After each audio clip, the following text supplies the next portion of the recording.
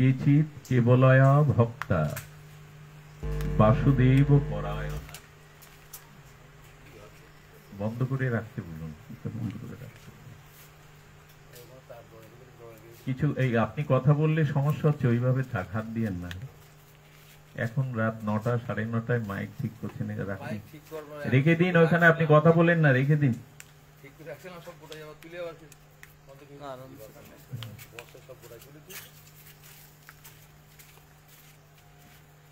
কেচিৎ কেবলয়া ভক্তা Basudeb পরায়ণা অঘং ধুন্নন্তি কাচ্ছেন মিহার nib ভাস্করা। ভাগবত বলেন বাসুদেব পরায়ণ হতে কেবলয়া, বাসুদেব পরায়ণা শ্রী গোবিন্দ চরণে সমর্পিত ভজন নিষ্ঠা, ভজনে রুচি, ভজনে আসক্তি এবং একতান একনিষ্ঠতা, এগুলি আমাদের আসে না। এবং ভগবান যে একমাত্র উপাস্য তত্ত্ব, ভগবৎ ভজনই যে জীবনের একমাত্র লক্ষ্য আদর্শ, একথা আমরা সাধারণত বিষয়ী মানুষ জেনেও উপলব্ধি করতে পারি না।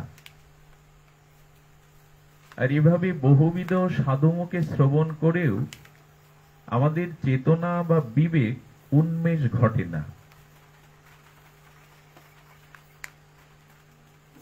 এজন্য শ্রবণ কীর্তন আমাদের চেতনা একরকম বিলুপ্ত। কারণ তত্ত্ব তো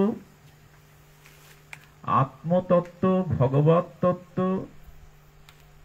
এই তত্ত্ব যদি অনুভূতিতে না আসে, তাহলে তিনি চেতন এবং জড়, জড় এবং চেতন এ সম্পর্কে তার অনুভূতিলব্ধ তত্ত্ব অধরাই থেকে যায়, অজ্ঞানতায় পর্যবেসিত হয়। চেতন এবং জড়, জড় চিতাত্মক আমাদের এই জগৎ সংসার, এই দেহ জড় এবং চেতনের সংমিশ্রণ। তবে চেতন থেকেই জড়ের অস্তিত্ব বিদ্যমানতা, এমন নয় যে জড়ের থেকেই চেতন এসেছে। চেতনা থেকেই জড়ের অস্তিত্ব বিদ্যমানতা। জড় থেকে চেতনের আবির্ভাব, উদ্ভব, অনুভব হয় না। মহাজন বলেছেন, তিলকে পেষণ করে তিল তৈল পাওয়া যায়, বালিকে পেষণ করে কি তেল পাওয়া যাবে?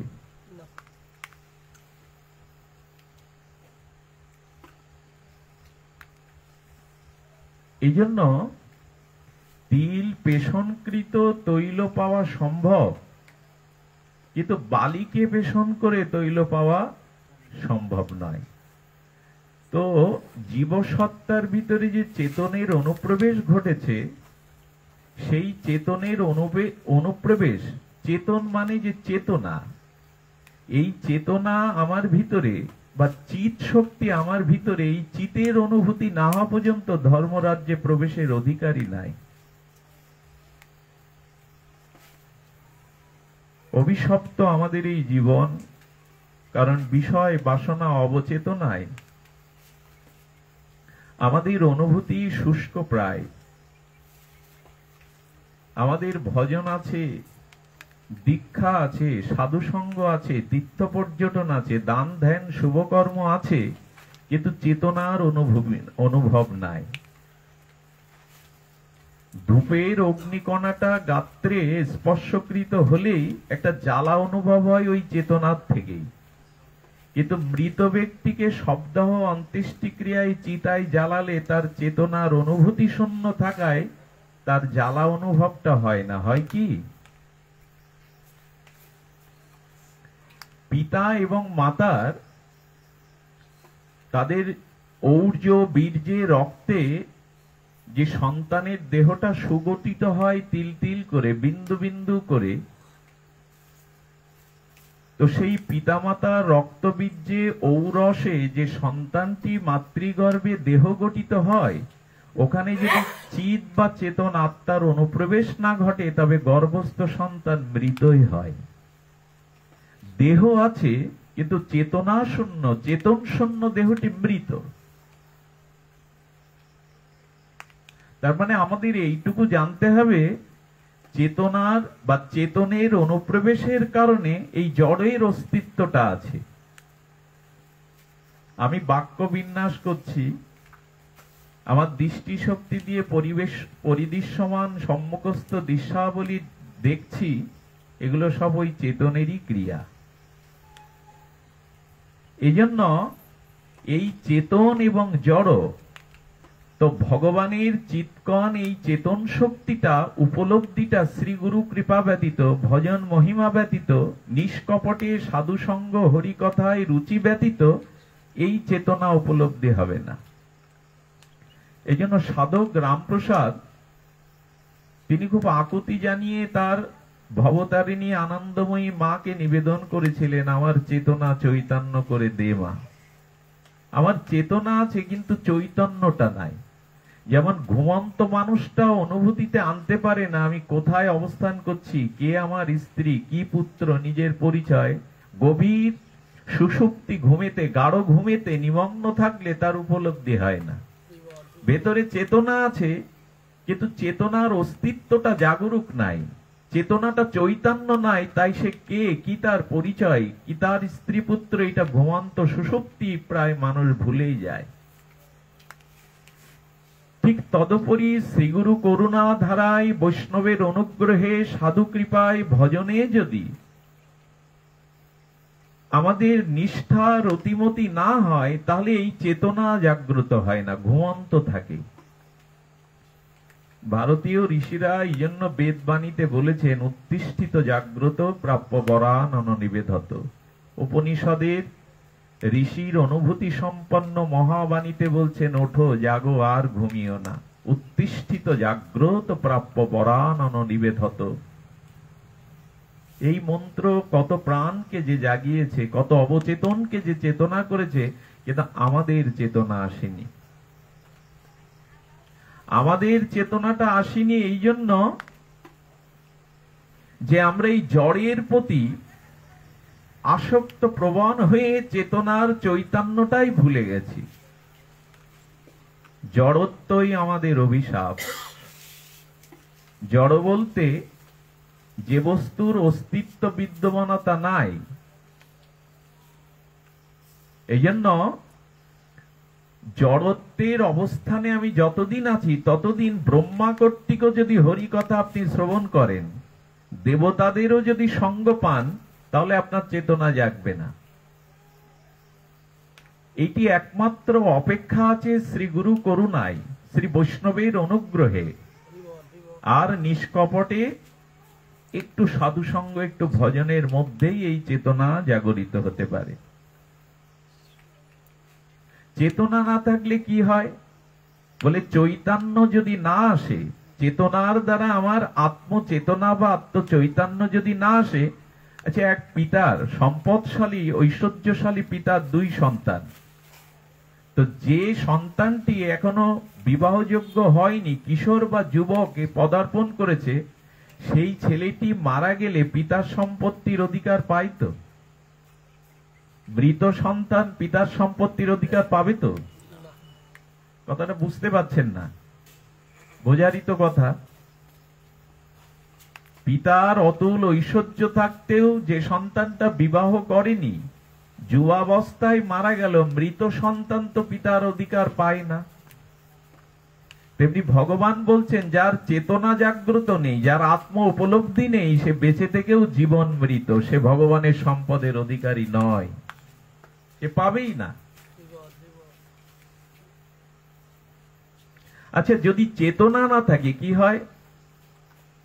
যে গাভী মাতা বৎস প্রসব করলো, বাছুরটা ভূমিষ্ঠ হলো, গাভী মাতা দেখবেন বাছুরটার গায়ে প্রথমে সুখে নেয়, সে যদি জীবন্ত থাকে, তার চেতনা যদি জাগ্রত থাকে, আত্মা যদি শরীরে থাকে, তবে গাবিমা পরম বাৎসল্য স্নেহে গায়ের লালাগুলো চেটে দেয়, খেয়ে ফেলে, নিজেই খেয়ে ফেলে। এত স্নেহ বাৎসল্য যে গায়ের লালা ধুলাবালিগুলো চেটে চেটে খেয়ে ফেলে, এবং প্রবল চেষ্টা থাকে যে তাকে উঠে দাঁড় করাবে, করে কিনা। এবং তিনি কি করেন, তখন তার বাট থেকে অমৃত দুগ্ধটা বাচ্চার জন্য খরিত হতে থাকে। আচ্ছা, বৎসটি যদি ভূমিষ্ঠ হওয়ার পরে মা গাভীটি সুখে দেখে যে ও মৃত, মৃত বৎসটি অনুভবের সাথে সাথে তার ভেতরে চেতনা যখন পেল না, গাভী মা মৃত পেল,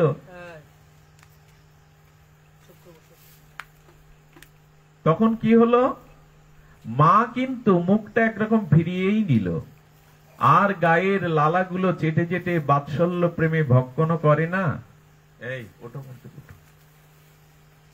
তার লালাকে সে বাৎসল্য প্রেমে যেমন গ্রহণ করে না, দ্বিতীয়ত দেখবেন সে তাকে উঠে দাঁড় করাবার চেষ্টাও বিফল মনোরথ হয়ে ব্যতীত হয়ে চেষ্টা করে না। এবং একটা মজার ঘটনা হলো, বাটে যে দুগ্ধ তত্ত্বটা আছে, মৃত বৎস প্রসবের পরে মায়ের দুগ্ধ তত্ত্বটা এঁটে যায়, আটকে যায়, দুগ্ধ আর খরিত। ভগবান যেন বললেন, আমার আত্মচেতনা মাময়ী বাংশ জীবলোক জীবভূত সনাতন, আমার ভিতরে অজর অমর দিব্য চেতনা, আমি আত্মারূপে তোমার ভিতরে অবস্থান করছি।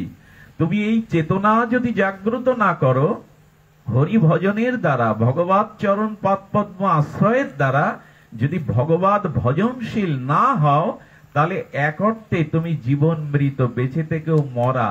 আর মরা বৎসটির প্রতি, মরা সন্তান প্রসব করলে মায়ের বুকের স্তনের দুগ্ধ তত্ত্ব যেমন আটকে যায়, খরিত হয় না বাৎসল্য প্রেমে, তেমন যিনি মনুষ্য জন্ম লাভ করে ভগবত ভজনহীন, ভজন শূন্য, ভগবান বলছেন আমার কাছে সে মৃতই, তার জন্য কোন কৃপা বা ভক্তিকণা আমার প্রবাহিত হয় না।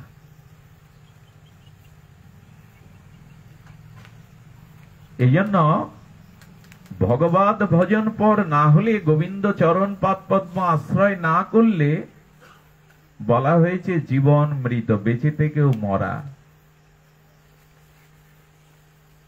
সুধীজন, ভাগবত যে শব্দ এ সম্পর্কে উচ্চারণ করেছেন শুকদেব গোস্বামী, আমি এটা এই আসরে বলতে পারছি না, কারণ আমাদের প্রত্যেকের একটা অহং আছে, তাতে আঘাত লাগবে।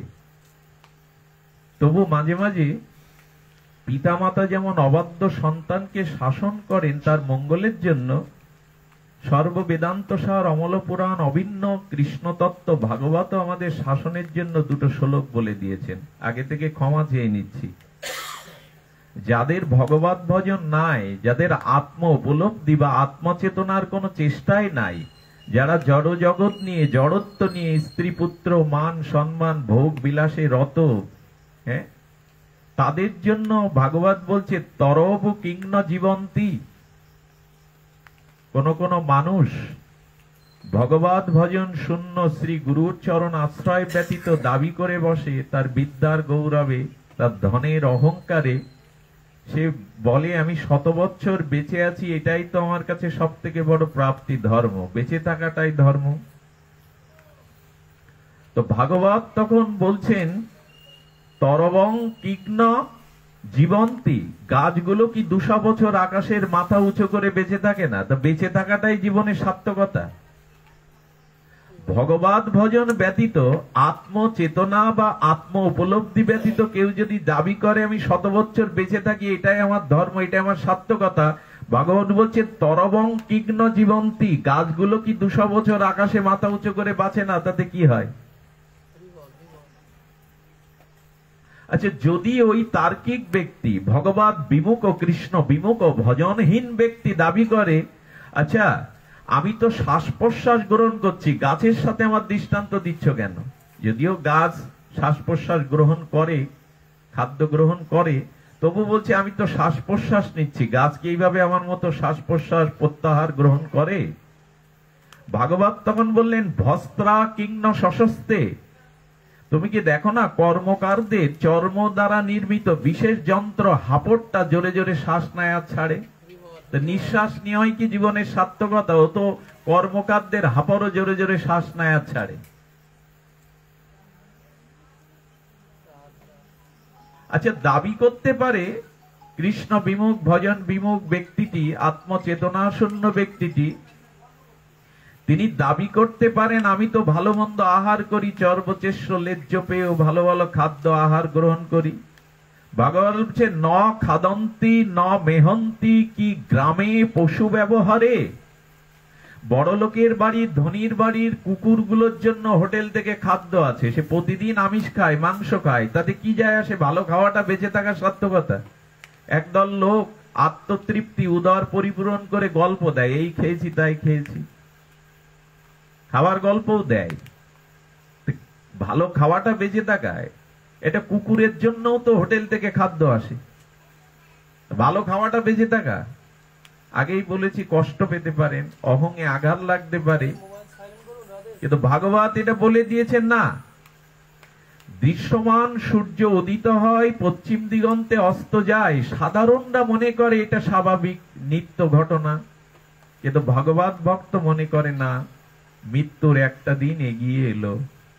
সূর্য উদয় হয়ে অস্তমিত হয়ে জগৎকে আলো প্রদান করলো, জগৎকে জাগিয়ে তুললো, ধর্মকর্মে ব্রতী করলো, কিন্তু আমার জীবন সূর্য যদি অস্ত যায়, আমার দ্বারা তো ভগবত কর্ম, আত্মকল্যাণ কর্ম হলো না।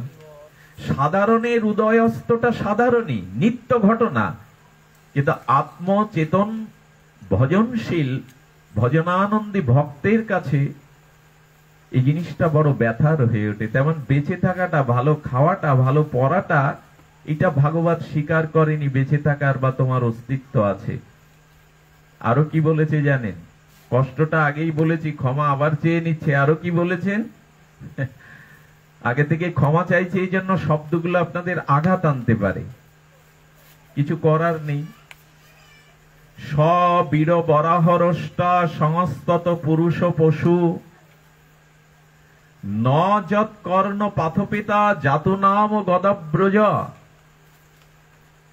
ভাগবত বলেন, পরমহংস শিরোমণি ছিল সুখদেব পরীক্ষিত মহারাজকে সম্মুখে রেখে, মুনীন্দ্র যোগীন্দ্র মহর্ষিবৃন্দকে সম্মুখে রেখে সমগ্র বিশ্ব জগৎকে এই বাণী শোনালেন। বলছেন সবিড বরাহ রুষ্ট সংস্তত পুরুষ পশু। যারা ভগবত ভজন গ্রহণ করেনি, যাদের আত্মচেতনার উপলব্ধির কোনো চেষ্টা নাই, তাদেরকে পশু বলেছে ভাগবত। সহ্য করা যাবে তো? ধর্মহীনাবি পশুবি সমানা। সদ্গুরুর চরণ নিতে হয়, কে বলেছে অমুক গুরুর প্রভাব আছে, আপনি দীক্ষা নিলেন। দীক্ষাটা সকলের হয় না, দীক্ষা নিলেও হয় না। একটা হলো বাস্তব দীক্ষা, আর একটা নিয়মতান্ত্রিক দীক্ষা। হাতের জল শুদ্ধ করব, বড় গুরুদেব বৃন্দাবন থেকে এসেছে, নাও দীক্ষা নাও, এইটা দীক্ষা না। বলে তাহলে আবার দীক্ষা মানে আলাদা কি? বলে একটা হলো বাস্তব দীক্ষা, আর একটি হলো নিয়মতান্ত্রিক দীক্ষা। কানে মন্ত্র নিতে হয়, এই উদ্দেশ্যে নিয়েছি, অমুক বড় গুরুদেব যদি আর না আসে। কিন্তু প্রকৃত দীক্ষাটি কি? প্রকৃত দীক্ষাটি হলো শুদ্ধ পরম্পরা ধারা। মাধ্য ব্রহ্মা থেকে পরম্পরা ধারায় মাধ্য গৌড়ীয় সম্প্রদায়, নির্বাঙ্ক সম্প্রদায়, প্রভা বিষ্ণু সম্প্রদায়, রামানুজ সম্প্রদায়, এই চারটি সম্প্রদায়ের আচার্য পরম্পরা। এই আচার্য পরম্পরায় আপনার শ্রী গুরুদেবের যদি আচার্য পরম্পরা না থাকে, সে দীক্ষাটা বাস্তব দীক্ষা না। আচ্ছা, আপনি গৌড়ীয় বৈষ্ণবের দীক্ষা নিতে চান, আপনার শ্রী গুরুদেবের সাথে নিত্যানন্দ অদ্বৈত প্রভু সরাসরি যোগাযোগ থাকতে হবে। এই দলিল দেখেন তো দীক্ষা নেওয়ার সময়। এই চার সম্প্রদায়ের বিহীন যে দীক্ষা, সেই দীক্ষা নিষ্ফল। এই যে বিদ্যুৎটা ভেড়ামারা থেকে উৎসাহিত, ওইখান থেকে উৎপাদন হয়ে আসছে, 11,000 ভোল্ট এলো, 420 ভোল্ট বিভাজন করে আমার ঘরে তার সুইচ দিলাম, কিন্তু বিদ্যুৎ উৎপাদন যদি ভেড়ামারার মূল উৎপাদন কেন্দ্র বন্ধ হয়ে যায়, তার থেকেও কি সুইচ টিপেও কি? তা আপনার গুরুদেবের সাথে এই নিত্যানন্দ প্রভু, অদ্বৈত প্রভুর বা এই চার সম্প্রদায়ের পরম্পরার যোগ আছে তো? যদি না থাকে তবে যে আবেগে দীক্ষা নিয়েছেন ও দীক্ষাটা হয়নি। আচ্ছা, পরম্পরা ধারায় সদ্গুরুদেবের আপনি দীক্ষা নিলেন, দীক্ষাটা বাস্তবে হয়েছে কিনা, দীক্ষাটা বাস্তবসম্মত হয়েছে কিনা বোঝা যাবে কি করে? বোঝা যাবে যদি দীক্ষাকালে শিষ্য করে আত্মসমর্পণ। বাবুর বাড়িতে সুপ্রসাদ চৌধুরীর গৃহে একটা গাভী ছিল, তো উনি কোনো কারণবশত গাভীটা বিক্রি করে দিলেন আপনার কাছে, দড়ি খুঁটি উপযুক্ত মূল্য নিয়ে বিক্রি করে দিলেন। তার পরের দিন থেকে গাভীটার পোষণ, পালন, রক্ষণের দায়িত্ব বা চিন্তা ওনার থাকে কি? কথা বলতে হবে, থাকে? উনি তো উপযুক্ত মূল্যে ওটা বিক্রয় করেছেন, গাভীটার রক্ষণ বেক্ষণ পোষণের তো দায়িত্ব ওনার নাই। তো যেদিন গুরুচরণে আমি আশ্রয় নিলাম, সেদিন আমার জীবন যৌবন ইহকাল পরকাল গুরুদেবের কাছে বিক্রি, গরুর মতো বিক্রি করে দিলাম, আমার বলে আর কিছু থাকলো না। এই হলো বাস্তব দীক্ষা। দীক্ষাকালে শিষ্য করে আত্মসমর্পণ। এই আমি আমাতে নাই তো। আচ্ছা, গুরুদেব প্রসাদ ভোজি, আমি প্রসাদ ভোজি না, দীক্ষা হলো? শ্রী গুরু, সাধু গুরু, সাধু শাস্ত্র, গুরু বাক্য চিত্তেতে করিয়া ঐক্য, আর না করিও মনে। আমার গুরুদেবকে তো বৃন্দাবনের অমুক মহাত্মা, তো গুরুদেব প্রসাদ পান, আমি পাই না, এটা কোন দীক্ষা? এটা ছলনা, এটা কপটতা। গুরুদেব মালা তিলক নেয়, আমি নেই না, অথচ বড় বড় করে গুরুর উপাধি দিয়ে বলে আমি অমুক গুরুর শিষ্য, অমুক গুরুর দীক্ষিত।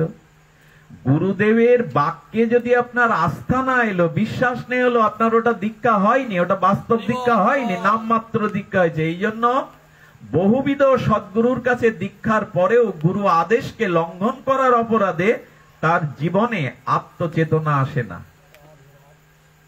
তার জীবনে পরিবর্তন। এই তো দেখছি চারিদিকে, একটু একটু করে তো এক পা দুপা করে দেখছি, অমুক গুরুদেব তমুক গুরুদেব, কিন্তু আচরণে নাই।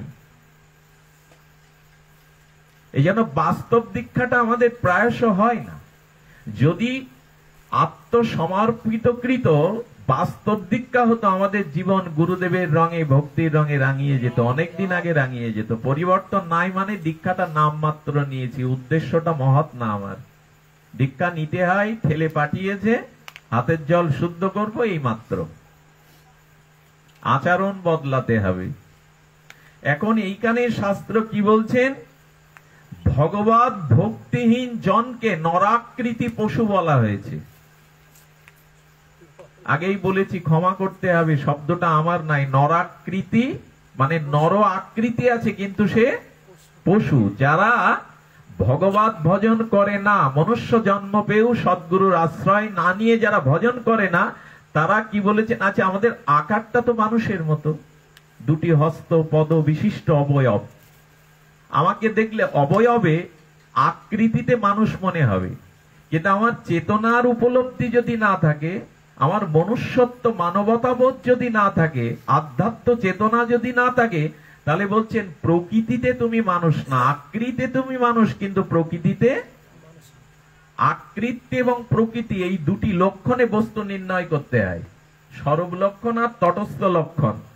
তো বলছেন আকৃতিতে তুমি মানুষ, কিন্তু প্রকৃতিতে যদি মানুষ না হও, স্বভাবে যদি মানুষ না হও, তাহলে তুমি প্রকৃত মানুষ পদবাচ্য নও, পশু তুল্য। এখানে আসলে বলবার কারণ আছে। কারণটা হলো এই, বলছেন যে সেই পুরুষ কুকুর তুল্য।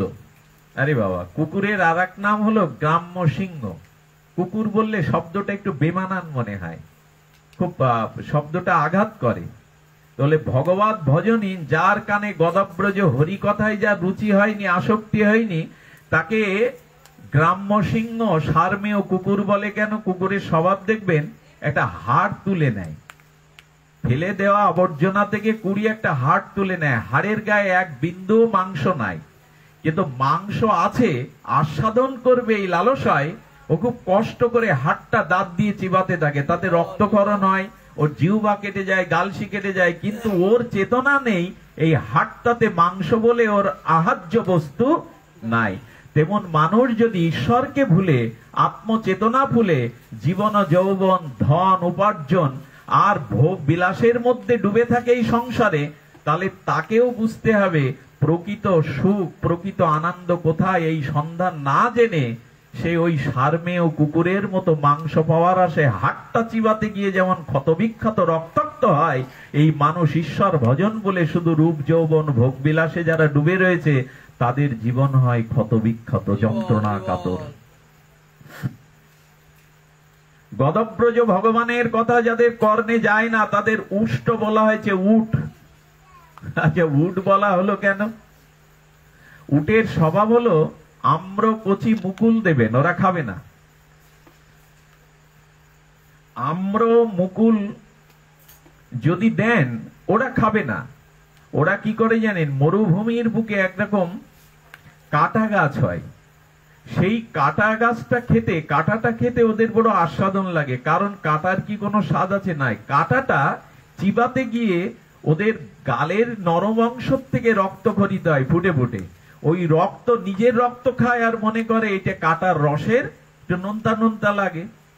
তো বলছেন তেমনি কৃষ্ণ ভজন বিমুখ, আত্মবিমুখ আর এই সংসারে আসক্ত আত্মজ্ঞান শূন্য ভজন শূন্য বিষয়ী প্রবৃত্তি মার্গী ব্যক্তি কাম ক্রোধের দ্বারা যে আবৃত হয়ে আছে মোহমায়ার দ্বারা, সেই ব্যক্তি উটের মতো।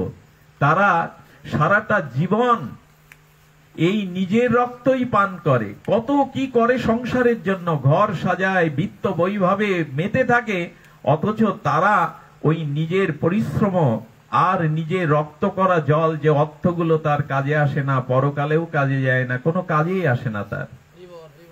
উটের মতো নিজের পরিশ্রমার্থ কষ্টের রক্ত নিজেই পান করে, ক্ষতি করে বসে জীবনটা। আর একটা কি বলেছেন? শূকর, বরাহ। কি বলেছেন? সবিড বরাহরষ্টও খরাও। শূকর বলেছে কেন? আচ্ছা, আপনি শূকরকে যদি অমৃত দেন, অমৃত সামনে দিলে শূকর আস্বাদন পাবে? খাবে কি? ও কি খুঁজবে? বিষটা খুঁজবে। শূকরের সামনে অমৃত বা কোনো সুখাদ্য দিলে ওটা ওর রুচিকর হবে না। ও কি চাইবে? ও চাইবে বিষটা। তেমন মানুষ এত সাধুসঙ্গ থাকতে, হরিকথা থাকতে, হরিনাম নামামৃত থাকতে মানুষ পরনিন্দা, পরচর্চা, পরের ধনে লোভ আর পরহিংসাতে জীবন কাটিয়ে গেল। এদেরকে বরাহ ছাড়া ভাগবত কি বলবে? এরা অমৃত ত্যাগ করে, এরা ভগবানের সান্নিধ্য হরিনামাদি ভগবত কথাদি ত্যাগ করে জীবনটা ভোগ বিলাসের দিকে কাটিয়ে গেল, যার দ্বারা তার জীবনে নেমে এলো অভিশাপ। সেইগুলি এসব বলতে ভালো লাগে? এসব কথা অহঙ্গিত আঘাত লাগে।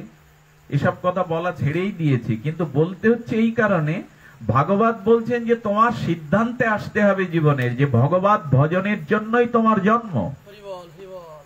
আচ্ছা, ব্রহ্মা কি বলেছেন? ব্রহ্মা বলেছেন সবার উপরে মানুষ, যদিও পরে চণ্ডীদাস এই মহাসত্যটা জগতে জানিয়েছেন, কিন্তু ব্রহ্মাজি বলে দিয়েছেন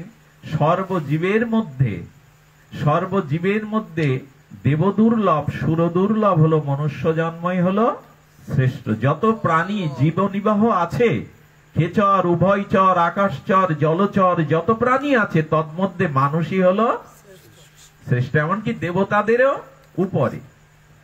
একদিন পশুরা একত্রিত হয়ে, জন্তু জানোয়াররা একত্রিত হয়ে বললে আমরা ব্রহ্মার কাছে বিচার চাইব। কেন এই কথাটা বললেন তিনি?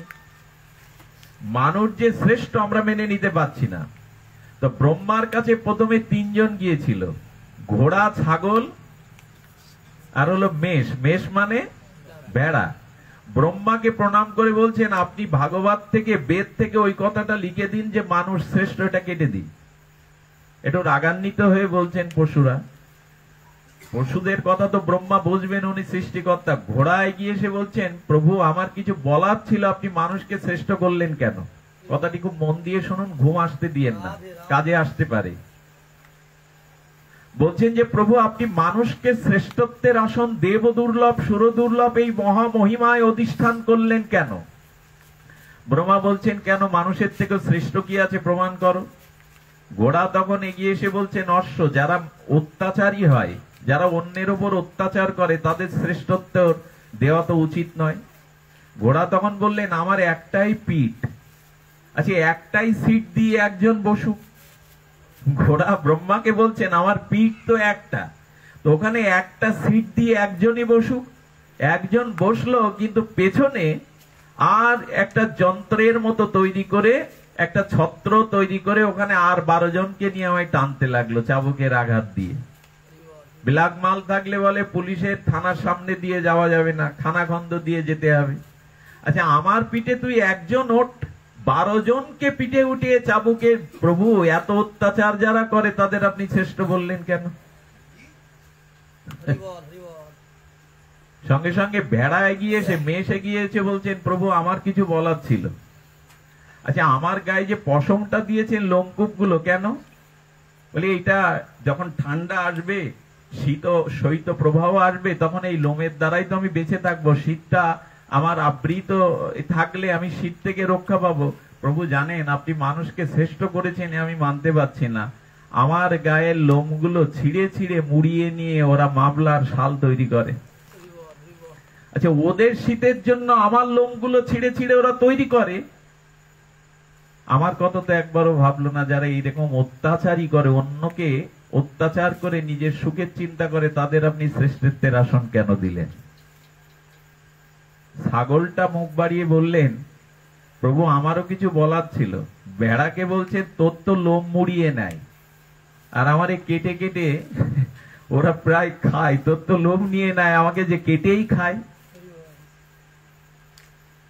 হিন্দুদের কি দুরবস্থা, জামাই মেয়ে আসছে তো, নবমীর দিন মাংসের থলে নিয়ে বাবু দাঁড়ালো, হচ্ছে মায়ের পূজা, বৈষ্ণবী পূজা, নবমীতে মাংস খেতে হয়। কোথায় পেয়েছেন আপনারা?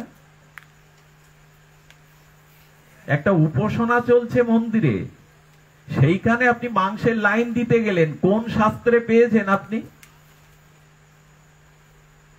এই দুর্গা পূজা এক সময় কলকাতার জমিদাররাই করত। কংসনারায়ণ তো প্রথম শুরু করে, এটা জমিদারদের বাহাদুরি ছিল। নট্য কোম্পানি দিয়ে যাত্রা, অষ্টমীতে লুচি, নবমীতে মাংস, দশমীতে মদ খেয়ে নাচানাচি, ওই ধারাটা এখন আমরা বাদ দিতে পারিনি। অথচ দুর্গা পূজা, দুর্গতি না আসিনি দেবী দুর্গা, দুর্গতি যা নাশ হচ্ছে সমাজে তা তো আমরা দেখছি। আচ্ছা আপনার বাড়িতে আত্মীয় এলে বিদায় নিতে গেলেও তো একটু মনটা ভারী হয়।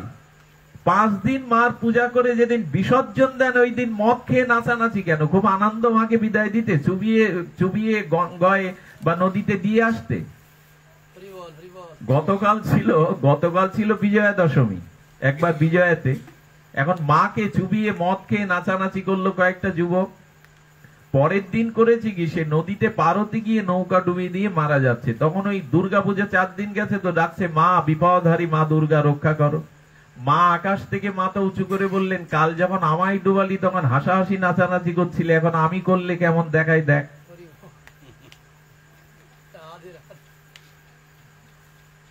সেই জন্য ছাগলটা বলছে প্রভু আমাকে ওরা মুড়িয়ে খায়, জবাই দিয়ে খায়। এত অত্যাচার যারা করে তাদেরকে আপনি শ্রেষ্ঠত্বের আসন কেটে দেন, বেদ বাক্যটা কেটে দেন, মানুষ শ্রেষ্ঠ মর্যাদাশীল, এটা কেটে দেন। ব্রহ্মা বলছেন তোমাদের কথাগুলো অযৌক্তিক নয়, আমি এক কাজ করি, মানুষের প্রতিনিধিকে ডেকে পাঠায়, আর তোমরাও সব একসাথে এসো, একটু বিচারে বসি। বিচারে যদি প্রমাণ করতে পারো যে না মানুষের শ্রেষ্ঠত্ব ক্ষুণ্ণ হচ্ছে তাদের ব্যবহারে, আমি তোমাদেরকেই শ্রেষ্ঠ করব।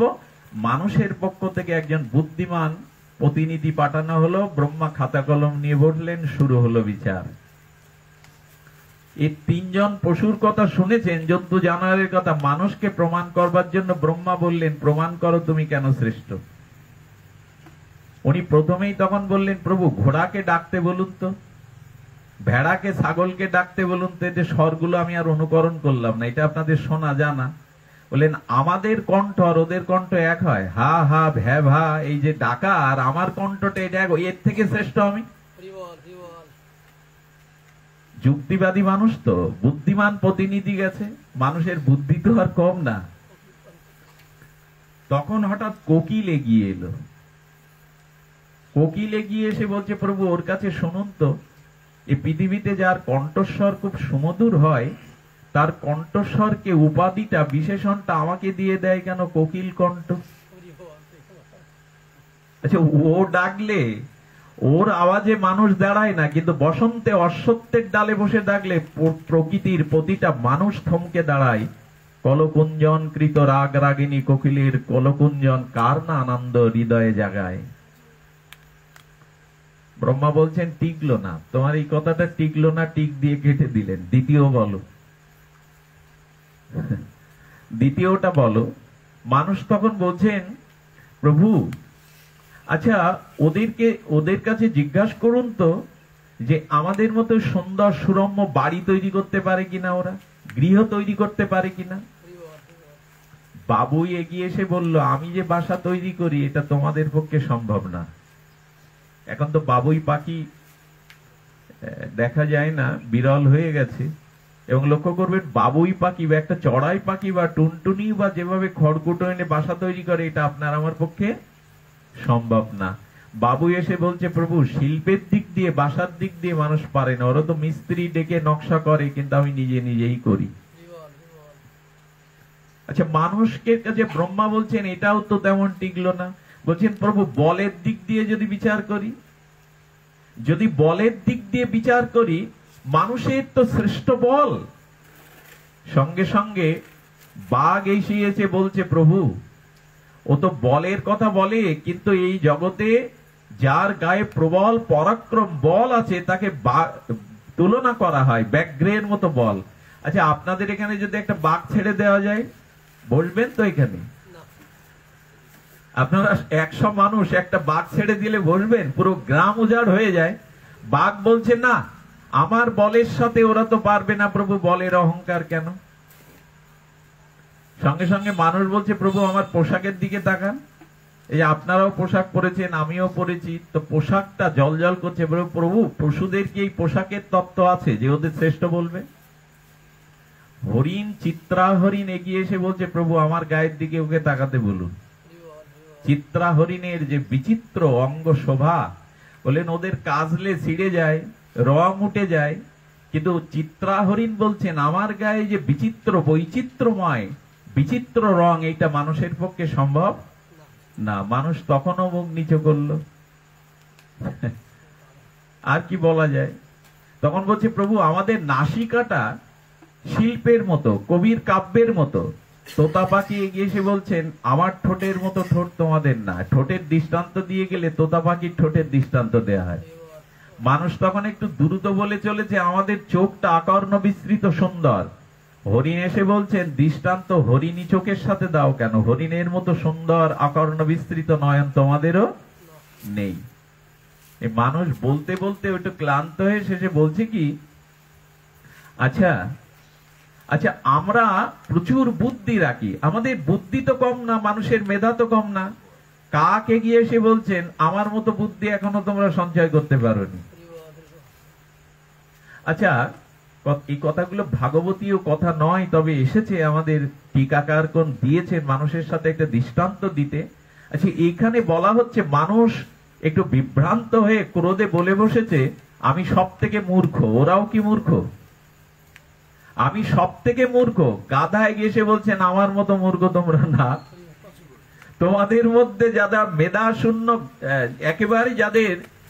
একেবারে যাদের মূর্খ, তাকে গাধার সাথে বিশেষণ দাও কেন?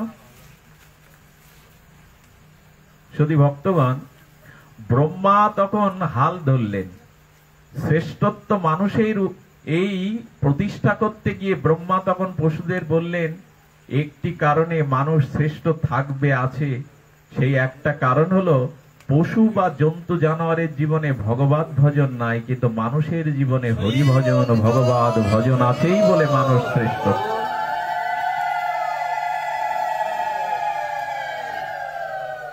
মানুষের জীবনে ভগবত ভজন আছে বলে মানুষ শ্রেষ্ঠ, নালে অন্য সব দিক দিয়ে পশুরা উন্নত। তারা জগৎ জীবের বৈচিত্র্য সুরক্ষিত রাখে, পরিবেশের ভারসাম্য রাখে, কোন পশু এতটা ক্ষতি করে না। মানুষকে যতটা কাঁদায়, রক্ত খরায়, মানুষ যতটা পৃথিবীকে ধ্বংস করে, জীব জন্তু এরা অতটা করে না। শুধু একটা কারণে ব্রহ্মা মানুষকে শ্রেষ্ঠত্ব দিয়েছেন, সেটা হলো পশু পাখির জিহ্বা থাকতেও কৃষ্ণ বলতে পারে না, কিন্তু পাপীর জিহ্বাও কৃষ্ণ বলতে সক্ষম, ভগবত ভজন করতে সক্ষম। এই জন্য ভাগবত বলে দিয়েছে ভজনহীন জীবন, ভজনহীন জীবন হলো সবিদ বরাহরষ্ট সংস্তত পুরুষ পশু। ভাগবত আর একটা গালি দিয়েছেন, এই সব মানুষগুলিকে যারা নেতৃত্ব দেয়, এই সব মানুষগুলিকে যারা নেতৃত্ব দেয়, বলছেন তাদের বলা হবে পশুর মধ্যেও শ্রেষ্ঠ বড় পশু। কথাটি কে বলেছেন জানেন? ভক্তি সন্দর্ভে জীব গোস্বামীর টিকাতে এসছে এই কথাটি। পৃথিবী নামক ভূখণ্ডে জীব গোস্বামীর ন্যায় দার্শনিক আর একটাও জন্মায়নি। এই জন্য শাস্ত্র বলছে তুমি ভজন পরায়ণ হও। যদি গৌর গোবিন্দের ভজন না করো, তাহলে তোমার জীবনটা এমনি করে স্খলিত আর এই স্খলনেই থাকবে। তুমি মনুষ্যত্বের পরিচয়, কৃষ্ণ ভক্ত তো আগে না, কালী ভক্ত শিব ভক্ত আগে না, আগে ভদ্র হও তারপরে ভক্ত হও। তো ভাগবত বলছেন ভগবত ভজন বিহীন আর এই মনুষ্য জন্মের শ্রেষ্ঠত্ব নাই, যে কারণে এই দৃষ্টান্তটা এসেছে। আমরা খুব সংক্ষিপ্তই আলোচনা আসব। সেটি হলো তেষাং শততু যুক্তানাং ভজতাম প্রীতিপূর্বকম দদামি বুদ্ধিযোগাং তাং উপজান্তিতে। শুধু এই কথাটুকু আমাদের স্মরণ করতে হবে।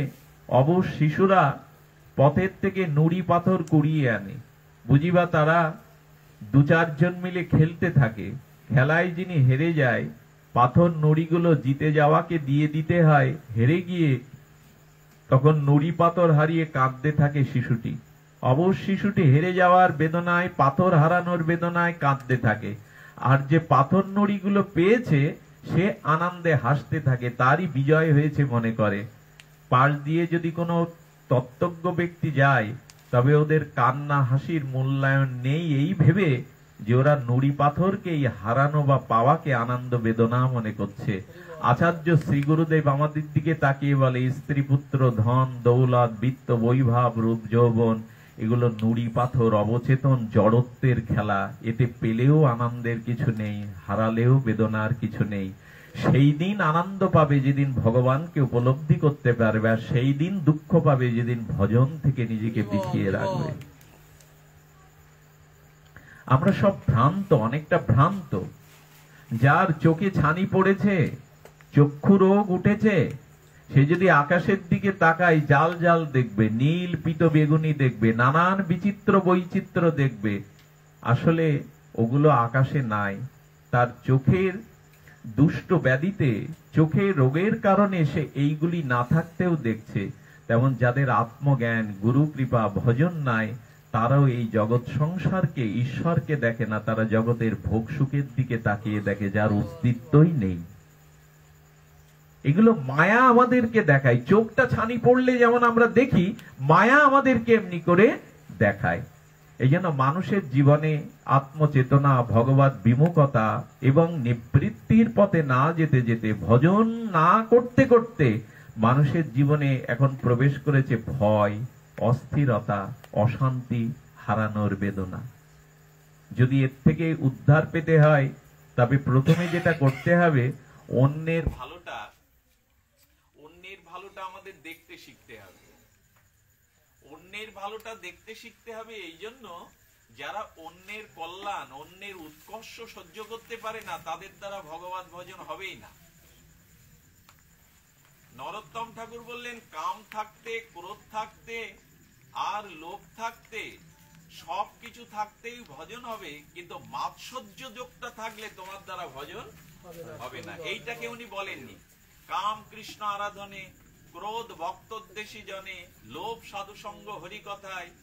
ইনি এক একটা কাজে লাগিয়ে এই ষড়রিপুটাকে কাজে লাগাতে পারেননি। বলেন মাৎসর্য যদি কারো থাকে, মাৎসর্য কাকে বলে? অপরের উৎকর্ষ, অপরের উন্নতি দেখে যার হৃদয়ে জ্বালা ধরে, যে সহ্য করতে পারে না, হৃদয়টা জ্বলে যায়, এর নাম হলো মাৎসর্য। এইটা থাকলে, আপনার কাম ক্রোধ থাকলে ভজন হবে, কোনো না কোনো দিন কৃপা পাবেন, কিন্তু মাৎসর্য থাকলে ভজন হবে না। একজন ভগবান শঙ্করের উপাসনা করছে কাশীতে। তো ভগবান শঙ্কর সন্তুষ্ট হয়েছেন, সন্তুষ্ট হয়ে তাকে বলছেন একটা বর প্রার্থনা করো। এখন মানুষটা শিব ঠাকুরকে ডাকছিল তার প্রাপ্তিতে একটা বরের আশায়। সেই বরটা কি? শিব ঠাকুর বলেন আমি একটাই বর দেব তোমাকে। কি বর চাইলো জানেন? বর চাইলো আমি যে পরিস্থিতিতে, যে অবস্থানে, যেখানে থেকে আমার প্রার্থিত বস্তু কামনা করব সেই বস্তু যেন আমি পেয়ে যাই। আচ্ছা, মানুষ তো চালাক, দেবতাও তো কম চালাক না। যে বর দিতে আসছে সে বলছে ঠিক আছে আমি তোমার বর প্রদান করব, তবে একটা শর্ত আছে, তোমার যা হবে তোমার প্রতিবেশীর তার দ্বিগুণ হবে। কথাটা প্রথমেও বুঝতে পারিনি, অনুধাবন করতে পারিনি। বাড়ি এসে তখন বলছে কি আমার তো ছুপড়া ঘর, আমার একটা একতলা ঘর হোক। যেই একতলা হয়েছে পাশের বাড়ির 2 তালা। আচ্ছা, 2 তালার দিকে তাকিয়ে ওর হৃদয় জ্বলে ভজন করলাম আমি, তপস্যা করলাম আমি, বর পেলাম আমি, আমার একতলা পাশের বাড়ির 2 তালা। দেবতা তো কম চালাক না। তখন কি হচ্ছে না, ও রাত দিন ঘুম নাই, জ্বালা করছে পরের 2 তলা দেখে। আচ্ছা, পরের কদিন পরে বলছেন আমার ধন সম্পদ যথেষ্ট পরিমাণ সোনা দানা হোক। ওর যা হয়েছে সংবাদ নিয়ে দেখে পাশের বাড়ির দেবতার বাদ দ্বিগুণ। আচ্ছা, ঘুম হয়? শান্তি পায় সে? আরে ভজন আমার, সাধন আমার, বর আমার, আমার যা হচ্ছে তার দ্বিগুণ। এই রাগ করতে করতে ক্রোধ আসলে তো বুদ্ধি বিপর্যস্ত হয়। ও তখন বলেছেন আমার বাড়ির সামনে একেবারে দরজার সামনে বড় একটা কুয়ো তৈরি হোক। একজন বলছে বাড়ির সামনে কুয়ো কেন? বলে ওর 2টো হবে। আমার একটা হলে ওর 2টো হবে, ওর কুয়োতে পড়ে মরবে। বলে না, চোখ আছে তো, চোখ থাকতে তো কুয়োতে পড়বে না। তখন বলছেন আমার একটা চোখ কানা হয়ে যাক, তাহলে ওর 2টো হবে, কানা চোখে কুয়োর মধ্যে পড়ে মরবে, না হলে আমার শান্তি নাই। অপরের কল্যাণ, অপরের উন্নতি, অপরের সম্মান যারা সহ্য করতে পারে না, ভাগবত বলে দিচ্ছে এই দৃষ্টান্ত দ্বারা তার পরিণতি এই হয়। এই জন্য মাৎসর্যটা প্রথমেই ভাগবত বলেছে এটা গ্রহণীয় না। মাৎসর্য যদি থাকে, পরের উৎকর্ষে যদি আমার হৃদয়ে জ্বালা ধরে, তাহলে আর সব থাকতে ভজন হলেও এটা থাকতে ভজন হবে না। আচ্ছা, মানুষের জীবনে অস্থিরতা বেড়েছে, প্রতিকূলতা বেড়েছে, মৃত্যু ভয় বেড়েছে, রোগ শোক বেড়েছে। এখানে একটা শিব বিগ্রহ আছে, ভগবান শিবের। এই ভগবান শিবের স্তুতি একটু করতে হয়। তিনি বৈষ্ণবানাং যথাসম্ভব, যেখানে শিব মূর্তি থাকে একটু শিব গুণকীর্তন করতেই হবে। ভগবান শিব বলছেন জীবনে যদি অস্থিরতা থাকে, ভয় থাকে, তাহলে আমি তোমাদের একটা মন্ত্র শিখিয়ে দিয়ে যাচ্ছি, সমস্ত প্রতিকূলতার মধ্যেও তুমি শান্ত থাকতে পারবে। আচ্ছা, শিবের প্রণাম মন্ত্রে প্রথম পয়েন্টটা কি? ওং শিবায় শান্তায় কারণাত্রয়ে হে তবে। শিবকে বলা হয়েছে শান্ত, উনি বৈষ্ণবানাং যথা সম্ভব, উনি শান্ত। শিব ঠাকুর বলছেন আমার কাছ থেকে দেখো এই জগতে ভয় আর তোমার সমস্ত প্রতিকূলতার মধ্যেও কি করে শান্ত থাকতে হয়।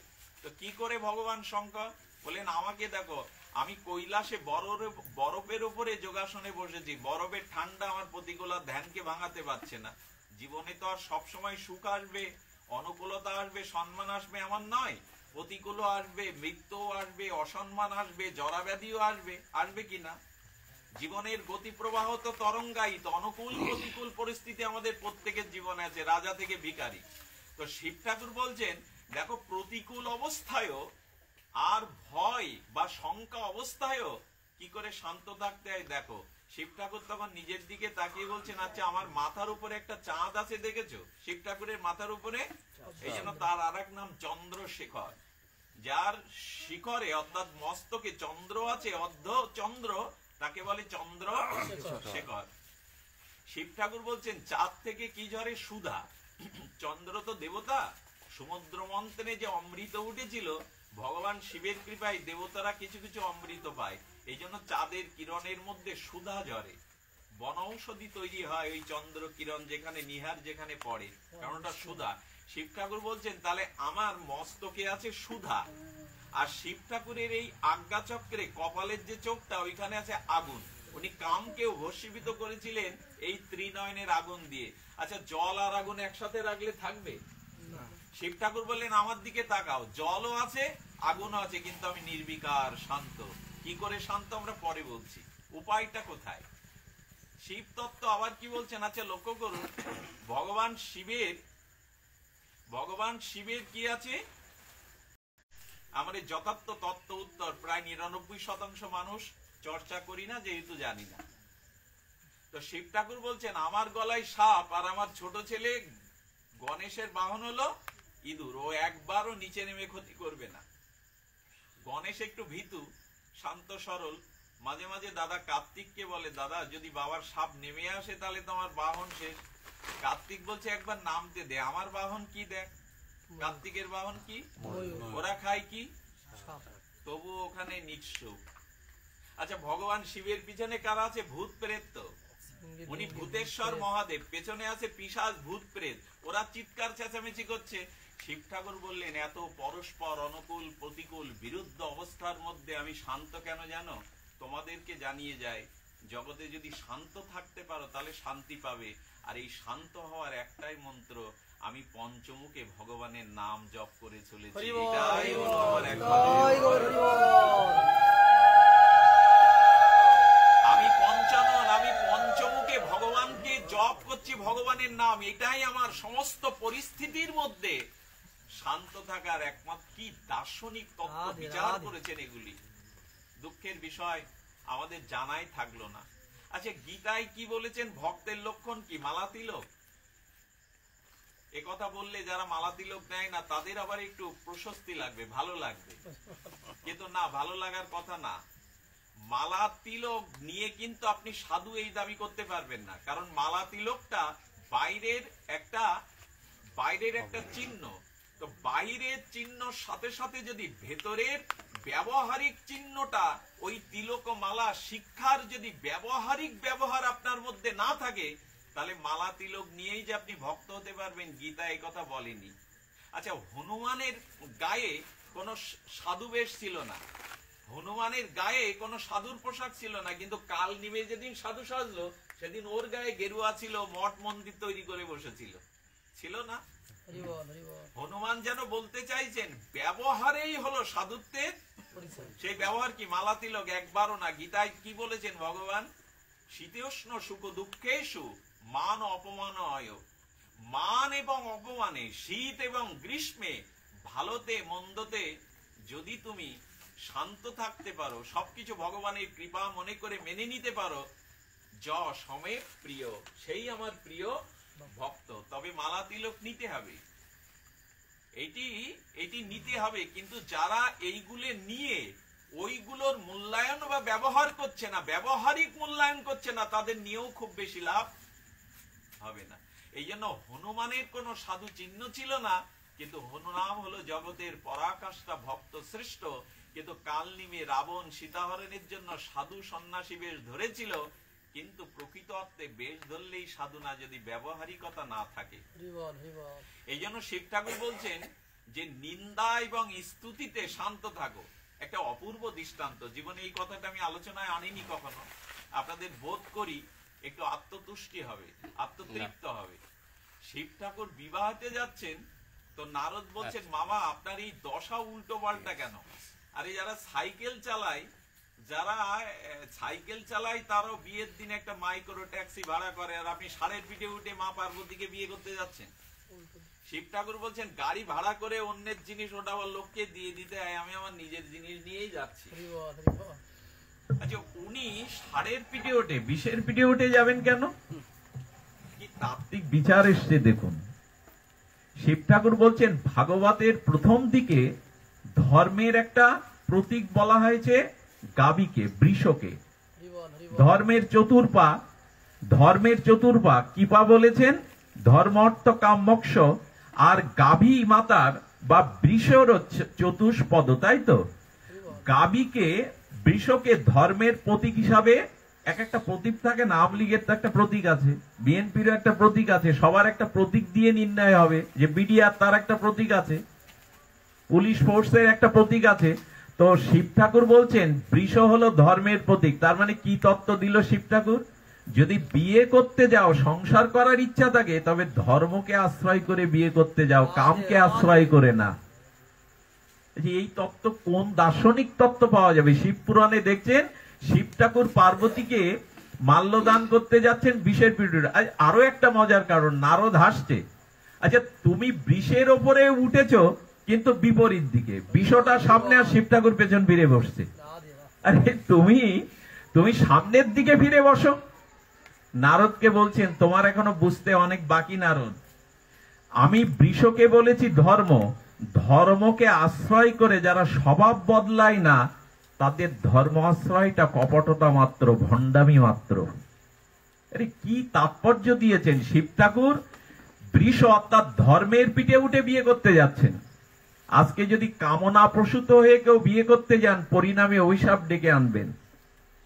বিবাহটা, গারস্থ ধর্মটা আদর্শ, সেই ধর্ম আদর্শকে সাথে করে ধর্মের আশ্রয় না নিয়ে যারা বিবাহ যায়, এই কামের দ্বারা তাদের জীবনে অভিশাপ নেমে আসে। এসছেও তো বটে, এত ছাড়াছাড়ি হিন্দু ধর্মেও ছিল না। আজকে যেভাবে ডিভোর্স হচ্ছে হিন্দুদের মধ্যে, এটা অবাক বিস্ময় করা। কত সেলিব্রিটি যারা একেবারে সমাজের, তাদেরই বেশি এই ঘটনাগুলো ঘটছে। হ্যাঁ, আমাদের অপু ঘোষ না নাম, এদের নামগুলো নিতে লজ্জা হয়। ওর খুব দরকার ছিল, ওর ধর্ম ত্যাগ করে ওর এইসব করার দরকার ছিল। মিডিয়ার সামনেও কাঁদবে কেন ছেলে নিয়ে? তোমার এত সুনাম, তুমি এত বড় নায়িকা, তোমার এত রূপ, তোমাকে কাঁদতে হবে কেন মিডিয়ার সামনে ছেলে কোলে নিয়ে? ধর্মকে আশ্রয় নিয়ে সংসারে প্রবেশ করতে ছেলে মেয়েকে শিখান, নালে পরিণাম যা হওয়ার তা আমরা খুব ভালোই বুঝতে পারছি। শিব ঠাকুর বিপরীতে বলেছেন, যারা দীক্ষা নিয়ে ধর্ম আশ্রয় করে স্বভাব পরিবর্তন হয় না, তাদের ওটা বন্দা ধর্ম, আকাশ কুসুম। আকাশে যেমন ফুল ফোটে না, তাদের জীবনেও তাই। আচ্ছা, ভালো কথা। শিব ঠাকুর বলছেন আমি পেছনে, আচ্ছা দেখবেন দেলের সময় সব সন্ন্যাসী নাচে একদিকে, ভ্যাঙর নাচে উল্টো দিকে। তার মানে কি শিব ঠাকুর বলছেন আমি যাচ্ছি বিয়ে করতে, পার্বতীকে আনতে, পেছনে ফিরেছি কেন জানো? আমি বর, আজকে আমার পিছনে ব্রহ্মা আছে, বিষ্ণু আছে, দেবতারা আছে। ভগবানকে বিমুখ হয়ে কোনো কাজে যেতে নেই, ভগবান মুখী হয়েই কাজে যেতে হয়। আরে বাবা, কি তত্ত্ব! নারদ বলছে মামা আমি তোমাকে তত্ত্ব জ্ঞান দিতে আসিনি, তোমারই তত্ত্ব অনেক উপরে। তবে তোমাকে শাশুড়ি কিন্তু প্রথমে বরণ করবে, একটা কলস নিয়ে আর বরণ ডালা নিয়ে বরণ করবে। খবরদার সাপটা বাবার দেখিও না। এই মেনকা যখন শিব ঠাকুরকে, শাশুড়ির নিয়ম আছে এসে বরণ ডালা নিয়ে বরণ করতে, যেই বরণ করতে যাবে শিব ঠাকুর গলায় গিয়ে দিয়েছে, সাপের ছোবল দেখতে দেখতে সে হাত থেকে বরণ ডালা পড়ে গেল, কলসও পড়ে এই নিচে পড়ে গেল। আর দৌড়ে গিয়ে মেনকা ঘরে দৌড় দিলেন। এই তো নারদ সুযোগ পেয়ে গেল। দেবতারাও বলছেন, দেবতারা তখন কি বলছেন? আচ্ছা ভগবান শঙ্কর, আপনাকে যে ওরা এত অপমান করলো, আপনি অপমানিত বোধ করলেন না? আচ্ছা, এটা অপমান কিনা? কাউকে বরণ করতে গিয়ে যদি বরণ ডালা ফেলে দেয় সাপ দেখে, আচ্ছা তাকে দেখে যদি ঘরে দুয়ার দেয়, এটা অপমান না? এটা একরকম অপমানই। লক্ষ্য করুন, শিব ঠাকুর কিন্তু সদা হাস্যোজ্জ্বল বদনে বলছেন কি, আমার শাশুড়ি বড় বিজ্ঞ, আমার শাশুড়ি দূরদৃষ্টি সম্পন্না, পরম প্রাজ্ঞা, উনি আমাকে সম্মান দেখিয়েছেন, অপমান করেননি। বলে বাহ, বরণ ডালা হাত থেকে ফেলে দিল, কলস ফেলে দিল, আর আপনি বলছেন আপনার সম্মান দেখিয়েছে। শিব ঠাকুর কি অর্থ করছেন দেখুন, সাধুকে, সাধু প্রকৃত কে না, যিনি নিন্দাতে এবং স্তুতিতে সম থাকেন। শিব ঠাকুর বলছেন বরণ ডালা ফেলে দিল কেন যেন আমার শাশুড়ি মেনকা? বলে কেন? বলেন আমার মাথার উপরে আছে চাঁদ, আর আমাকে বরণের জন্য একটা মাটির প্রদীপ জ্বালিয়ে এনেছে। চাঁদের কিরণ জ্যোৎস্না থেকে মাটির প্রদীপ লজ্জা পেয়ে গেল, এই জন্য প্রদীপটা ফেলে দিতে হলো। চাঁদ যার মাথায় তাকে মাটির প্রদীপে, কি ব্যাখ্যা করছে শিব ঠাকুর দেখুন। এভাবে নিতে পারি আমরা? আর বলছেন ঠিক আছে, কলস ফেলে দিল কেন? বলে যার মাথার উপরে গঙ্গা তার কলস দেখিয়ে কি হবে? যার মাথায় গঙ্গা উনি বুঝতে পেরে ফেলে দিয়েছেন। বলেন ঘরে দৌড় দিল, এটা অপমান না জামাই দেখে বরণ করতে এসে? কি অমৃত কথা ভগবান শিব জানিয়েছেন। শিব তত্ত্বটা অধরাই থেকে যায়। বছরে একদিন জল ঢালি, কিন্তু এই তত্ত্বটা আমাদের অনুধাবন হয় না। শিব ঠাকুর বলছেন উনি ঘরে দৌড় দিয়েছেন, উনি ভয় পেয়েছেন। বলছো তো ভয় পেয়েছে এই কারণে আমার মুখের দিকে উনি তাকাননি, সাপটার দিকেই তাকিয়েছেন। এখানে একটা সংকেত দিচ্ছে, চরম সংকেত। সংকেতটা হলো সাপ হলো কাল, বলে না কাল সর্প কেটেছে। কাল মানে মৃত্যু, কাল মানে সময়। সময় তো আমাদের একদিন কেড়ে নেবে, আমরা শেষ হই না, সময় শেষ হই না, আমরাই একদিন শেষ হয়ে যায়। তো বলছেন কি, উনি কাল রূপ সর্প দেখে ভয় পেয়েছেন, পাওয়ারই কথা। মৃত্যুকে দেখে, কালকে দেখে কে না ভয় পায়, কিন্তু ওনার জানা ছিল না যার গলায় কাল, আমার মুখের দিকে যদি চাইতেন দেখতে পেতেন আমি হলাম কালেরও অধীশ্বর, কালেরও কাল, কাল ভৈরব। আমার দিকে তাকালে ওনার ভয় থাকতো না। শিব ঠাকুর বললেন বৈষ্ণবের দিকে তাকাও, তত্ত্বের দিকে তাকাও, বাহ্যিক দৃষ্টিতে দেখো না। এই হলো সাধুত্ব। এত বড় ঘটনারকে যিনি স্তুতি করে নিলেন, এত বড়। আচ্ছা, একটা দৃষ্টান্ত এসেছে ভালো। হাতির হাঁটাটা কি মজা করে হাঁটে, গজগতি। বারবার বলা হয়েছে পৃথিবীতে হাতির মতো এমন প্রসন্ন হয়ে কেউ হাঁটে না, এত মজমা করে হাঁটে ওরা। আচ্ছা, হাতি যখন গ্রাম দিয়ে যায় দুটো দৃশ্য দেখবেন, তত্ত্বটা খুব মধুর। বাচ্চাগুলো হাতে তালি দেয়, আর যারা গ্রামে, শহরের কথা বাদ দিন, গ্রামের বুড়ো মানুষরা কি করে জানেন, গজানন মনে করে, গণেশের চিহ্ন মনে করে বুড়োগুলো হাতিকে দেখে হাত জোড় করে, স্তুতি করে, নমো গজাননায় নমো বলে একটু স্তুতি করে। আচ্ছা, হাতিকে যখন রাস্তার ধারে দাঁড়িয়ে শিশুরা হাততালি দিয়ে আনন্দ পাচ্ছে, বৃদ্ধরা বয়স্করা তাকে স্তুতি করে গণেশ মনে করে প্রণাম করছে, গ্রামের সরল মানুষরা বিশ্বাসে, হাতি কি প্রশংসার দিকে ফেরে? আচ্ছা, আর একটা মজার কাণ্ড দেখবেন, হাতি যে পথ দিয়ে যায় পেছনে কিছু কুত্তা এসে জুটে যায়, ওরা একেবারে ছিঁড়ে খাওয়ার মতো ঘেউ ঘেউ ঘেউ করে, কিন্তু একটা সংকেত হলো ওরা পেছনেই ঘেউ ঘেউ করে, সামনে কেউ। আচ্ছা, হাতি মজমা করে নিজের আবেশে গজগতিতে চলেছে, কারণ পেছনে শত কুকুর ঘেউ ঘেউ করলে ওটা তার দৃষ্টিতে আনে না, আর সামনে হাততালি দিলেও প্রণাম করলেও বয়স বৃদ্ধরা সেই স্তুতিতেও থমকে দাঁড়ায় না প্রশংসা নেওয়ার জন্য। শাস্ত্র বলে দিলে এই হলো ভক্তের লক্ষণ। একটা জিনিস বলি, সম্মানের আকাঙ্ক্ষা যার আছে তার নিন্দারও জ্বালা আছে, যার সম্মানের আকাঙ্ক্ষা নাই তার নিন্দাতেও কিছু যায় আসে না। শিব ঠাকুর বললেন সাধু হতে গেলে এই লক্ষণটাই প্রথম। তবে সম্মানের আকাঙ্ক্ষা যার আছে তার নিন্দার ভয়ও আছে, যার সম্মানে স্তুতিতে আকাঙ্ক্ষা নাই তার নাই। এতক্ষণ যে কথাগুলো বললাম এটা প্রাথমিক ভূমিকার কথা, আমরা ভজন কথা একটাও এর মধ্যে আনিনি, পুরো ভাগবত নির্মল অমল পুরাণকে আনিনি। এখন একটু সামান্য স্পর্শ করেই ভাগবত বিশ্রাম, সেইটি হলো আমাদের একটু ভজন কথাটি এবার আমাদের আস্বাদনে আনতে হবে। ভজনী একটি ভাগবতের শ্লোক আজ আস্বাদন করেই আমরা পাঠ সংক্ষিপ্ত বিশ্রামে আনব। সেই বিষয়টি হলো ভাগবত কি বলছেন, ভাগবত স্তুতি করে আমরা এতক্ষণ যেটা জানলাম সেটা আমাদের ভগবানের ভজন পরায়ণ হতেই হবে, এছাড়া জীবনের কোনো সফলতা সার্থকতা এটি নাই। অনেক করেই আমরা বুঝাবার চেষ্টা করলাম, জানার চেষ্টা করলাম। এখন আমাদেরকে মূল একটা প্রস্তাবনায় আসতে হবে। কি বলেছেন, হরির মিত্রম বিষম পর্থম অধর্মম ধর্মমুচ্যতে বিপর্যয় বিপরীতে ঋষিকেশ প্রসন্নে। এটা হতেই পারে, আজকে তো ঝড় বৃষ্টি গেল।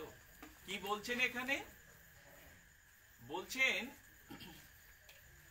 হরির মিত্রম বিষম পর্থম অধর্মম ধর্ম উচ্চতে, আর সুপ্রসন্ন ঋষিকেশে বিপর্যয় বিপরীতে। এই শ্লোকটাই একটু আস্বাদন। এখানে কি বলা হচ্ছে, যে যদি ভগবানকে প্রসন্ন করতে পারো, তোমার ভজন নিষ্ঠা দিয়ে, তোমার শুদ্ধ চরিত্রাবলী দিয়ে, ভগবত ভজন পরায়ণ হয়ে যদি অভিমান শূন্য হয়ে ভগবানকে একটু আনন্দ দিতে পারো, হরিকে যদি মিত্র করতে পারো, হরির সাথে যদি তোমার অভিন্ন সম্পর্কটা সুদৃঢ় করতে পারো, তাহলে কি হবে? এখানে বলছেন হরির মিত্রম বিষম পর্থম। যদি ভগবানের ভজন করা যায় তাহলে তার জীবনে বিষ ও অমৃত হয়ে যায়। কি অদ্ভুত কথা এসছে দেখুন, বিষ অমৃত হবে কি করে? দৃষ্টান্ত দিচ্ছে, মীরাবাইকেও বিষ দেয়া হয়েছিল, কিন্তু সেই বিষ গোবিন্দ ভজন পরায়ণ অনুরাগিনী আর আমাদের মীরাবাইয়ের ভজন মহিমায় বিষ অমৃত হয়ে গেছিল, গিয়েছিল কিনা? আচ্ছা, প্রহ্লাদ মহাশয়কে বিষ দেয়া হলো, সেই বিষ কি বিষক্রিয়া থাকলো, বিষক্রিয়া করলো? অমৃত হয়ে গেল। এদেশের গবেষকরাও সাপের বিষ থেকে ওষুধ তৈরি করতে সক্ষম।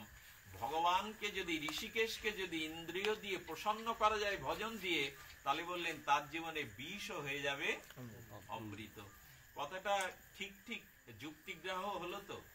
আচ্ছা, যারা ভজন করে, যারা ভক্ত জীবনে প্রবেশ করেছে ভজন জীবনে, তাদেরই তো দুঃখ বেশি, তাদেরই তো কষ্ট বেশি, তাদেরই তো জীবনে সমস্যা বেশি, নয় কি?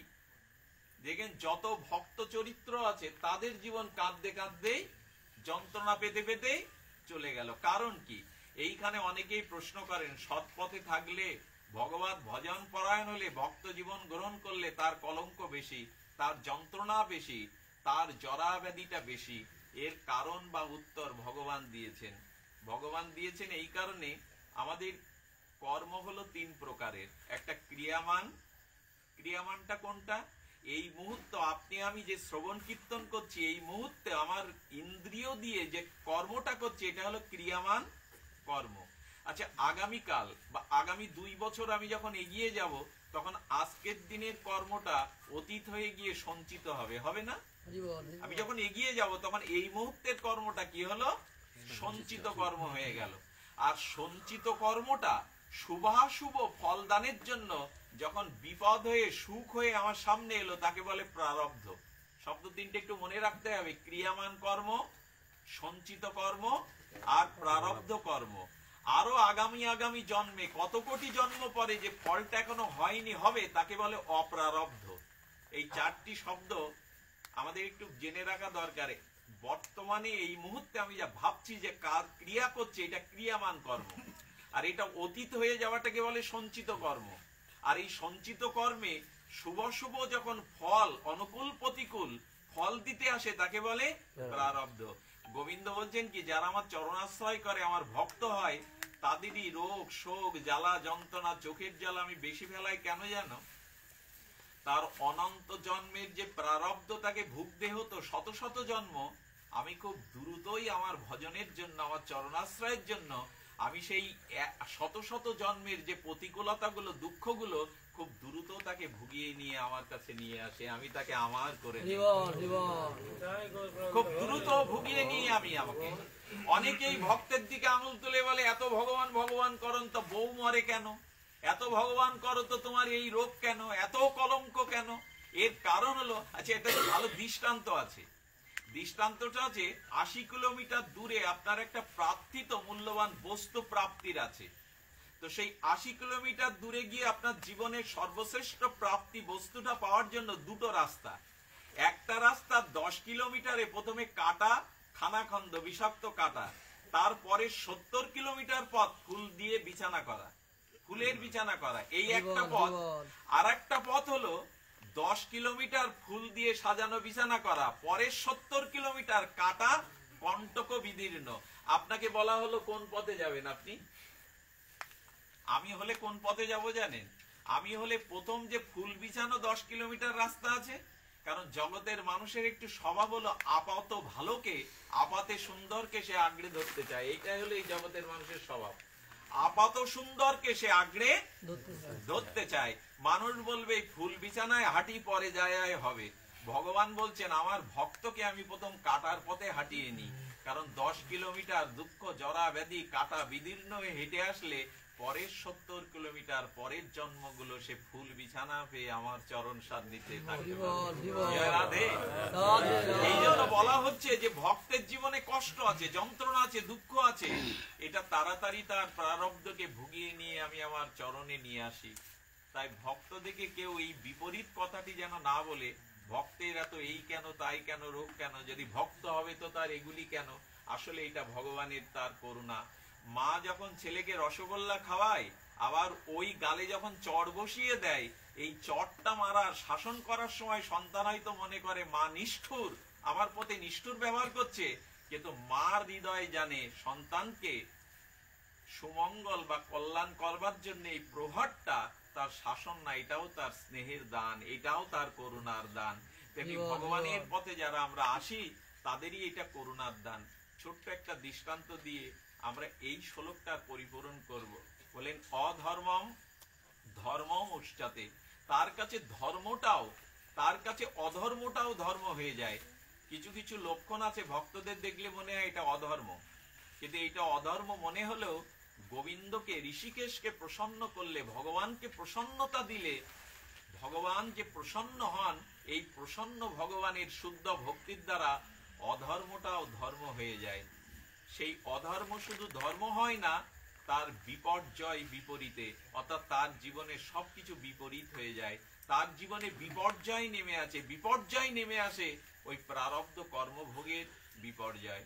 তো যারা ভগবত ভজনে আছেন তারা শত দুঃখ কষ্ট লাঞ্ছনার পরেও তাদের একটা পরম প্রাপ্তি আছে।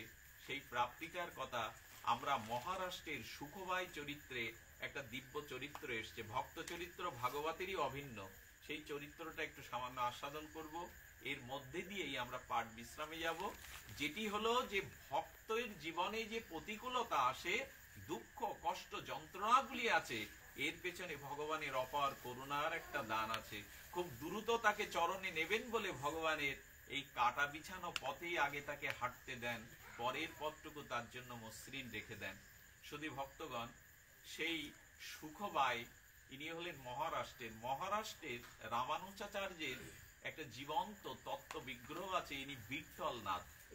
অনেকেই তাকে বিঠ্ঠলজি বলে ডাকে। যারা মহারাষ্ট্রে যদি কখনো যান তাহলে সাক্ষাৎ বিঠ্ঠলজি আমার গোবিন্দজি, সাক্ষাৎ শ্রী গোবিন্দই বিঠ্ঠলজি হয়ে ওইখানে প্রকট হয়েছেন। বিঠ্ঠলজির অনেক মহিমা। তো গ্রামে সুখবাই বলে 13 বছরের এক কিশোরীর বিয়ে হলো একটু ধনাঢ্য পরিবারে। তার বিদ্যা খুব জানা ছিল না, কিন্তু ছোটবেলা থেকে তার মনের একান্ত ইচ্ছা ছিল একটু বিঠ্ঠলজির সেবা করব, একটু বিঠ্ঠলজিকে নয়ন ভরে দেখব, তাকে সেবা করব। কিন্তু যে শ্বশুরালয়ে এলো সুখবাই, সেই শ্বশুর শাশুড়ি স্বামী 3 জন পরম ভগবত বিমুখ, পরম আসরিক ভাব আশ্রিত। তারা উঠতে বসে তাকে গালি শুধু নয়, মাঝে মাঝে প্রহারও করে। যে বিঠ্ঠলদার ছবিটা, পটটা উনি আঁচলে বেঁধে এনেছিলেন, তাকেও এক পুকুরে ফেলে দেওয়া হলো। এই পাষণ্ড আসরিক ভাবাশ্রিত ব্যক্তিটা তাকে প্রায় মারধর করে। এই করতে করতে সুখবাই কয়েক বছর কাটিয়ে দিল নীরবে নিভৃতে চোখের জল ফেলতে ফেলতে। বিঠ্ঠলজির উৎসব হয় রথযাত্রার মতো 15 দিন। সেই 15 দিনের উৎসবে তার প্রাণ কেঁদে উঠল।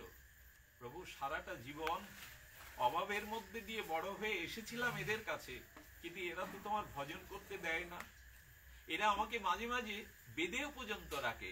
কলসিতে জল ভরার নাম করে নদীর কূলে কলসিটা ভাসিয়ে দিয়ে কজন মহাত্মা মহারাষ্ট্রের বিঠ্ঠলজির উৎসবে যাচ্ছিল। চরণে লুটিয়ে পড়ে অভাগিনী সুখবাই বলছেন, আমি কি একটু আপনাদের সাথে যেতে পারি? কৃপা করে আমাকে কি একটু বিঠ্ঠলজি দর্শন করিয়ে দেবেন?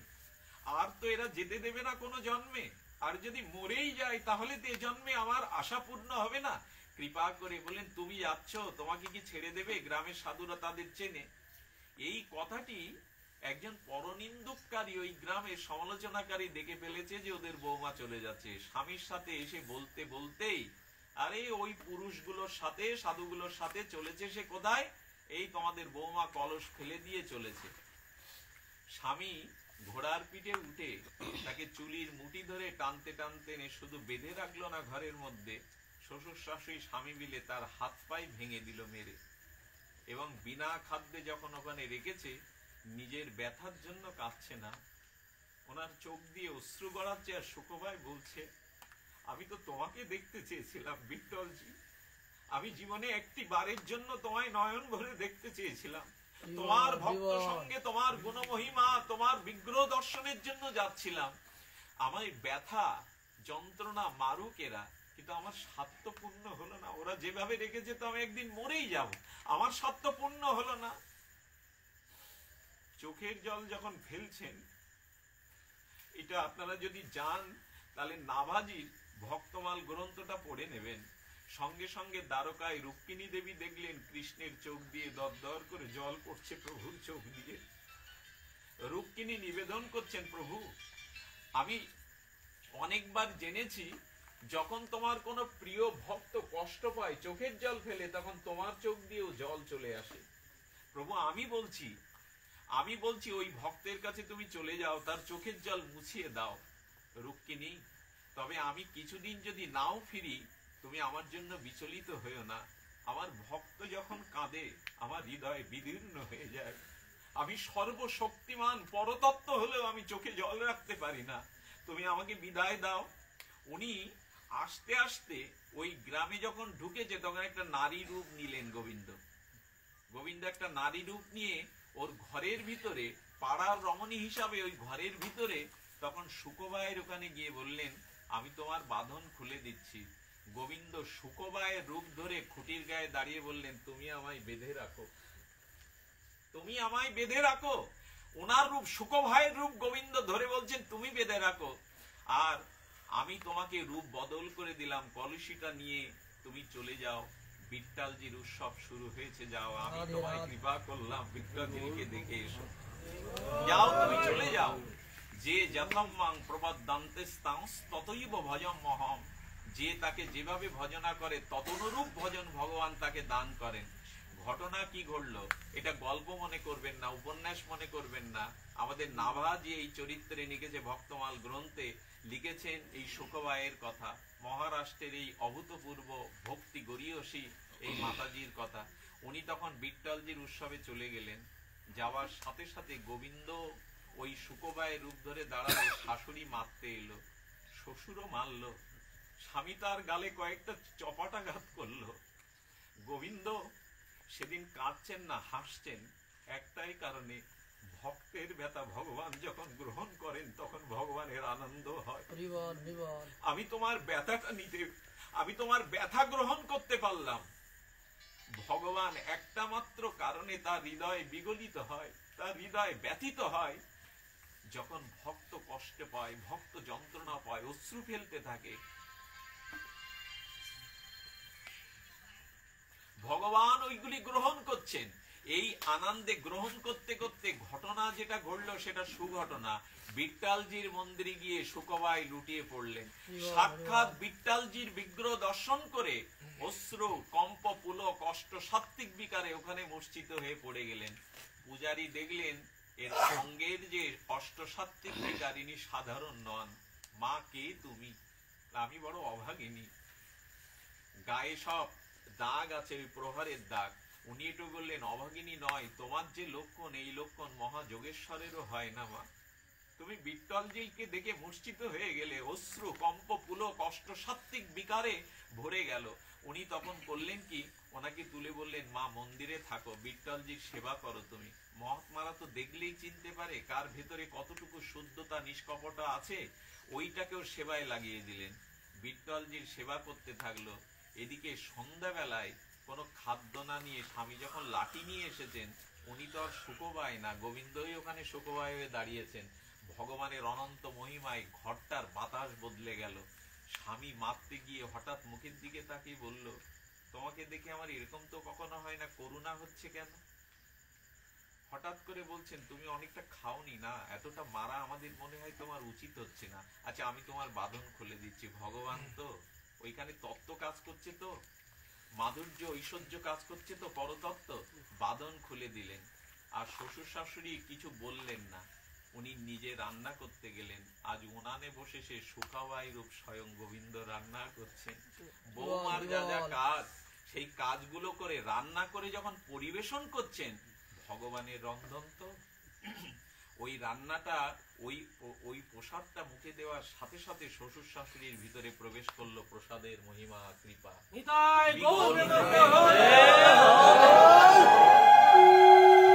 তাদের চোখ দিয়ে প্রেমাশ্রু বইতে লাগলো।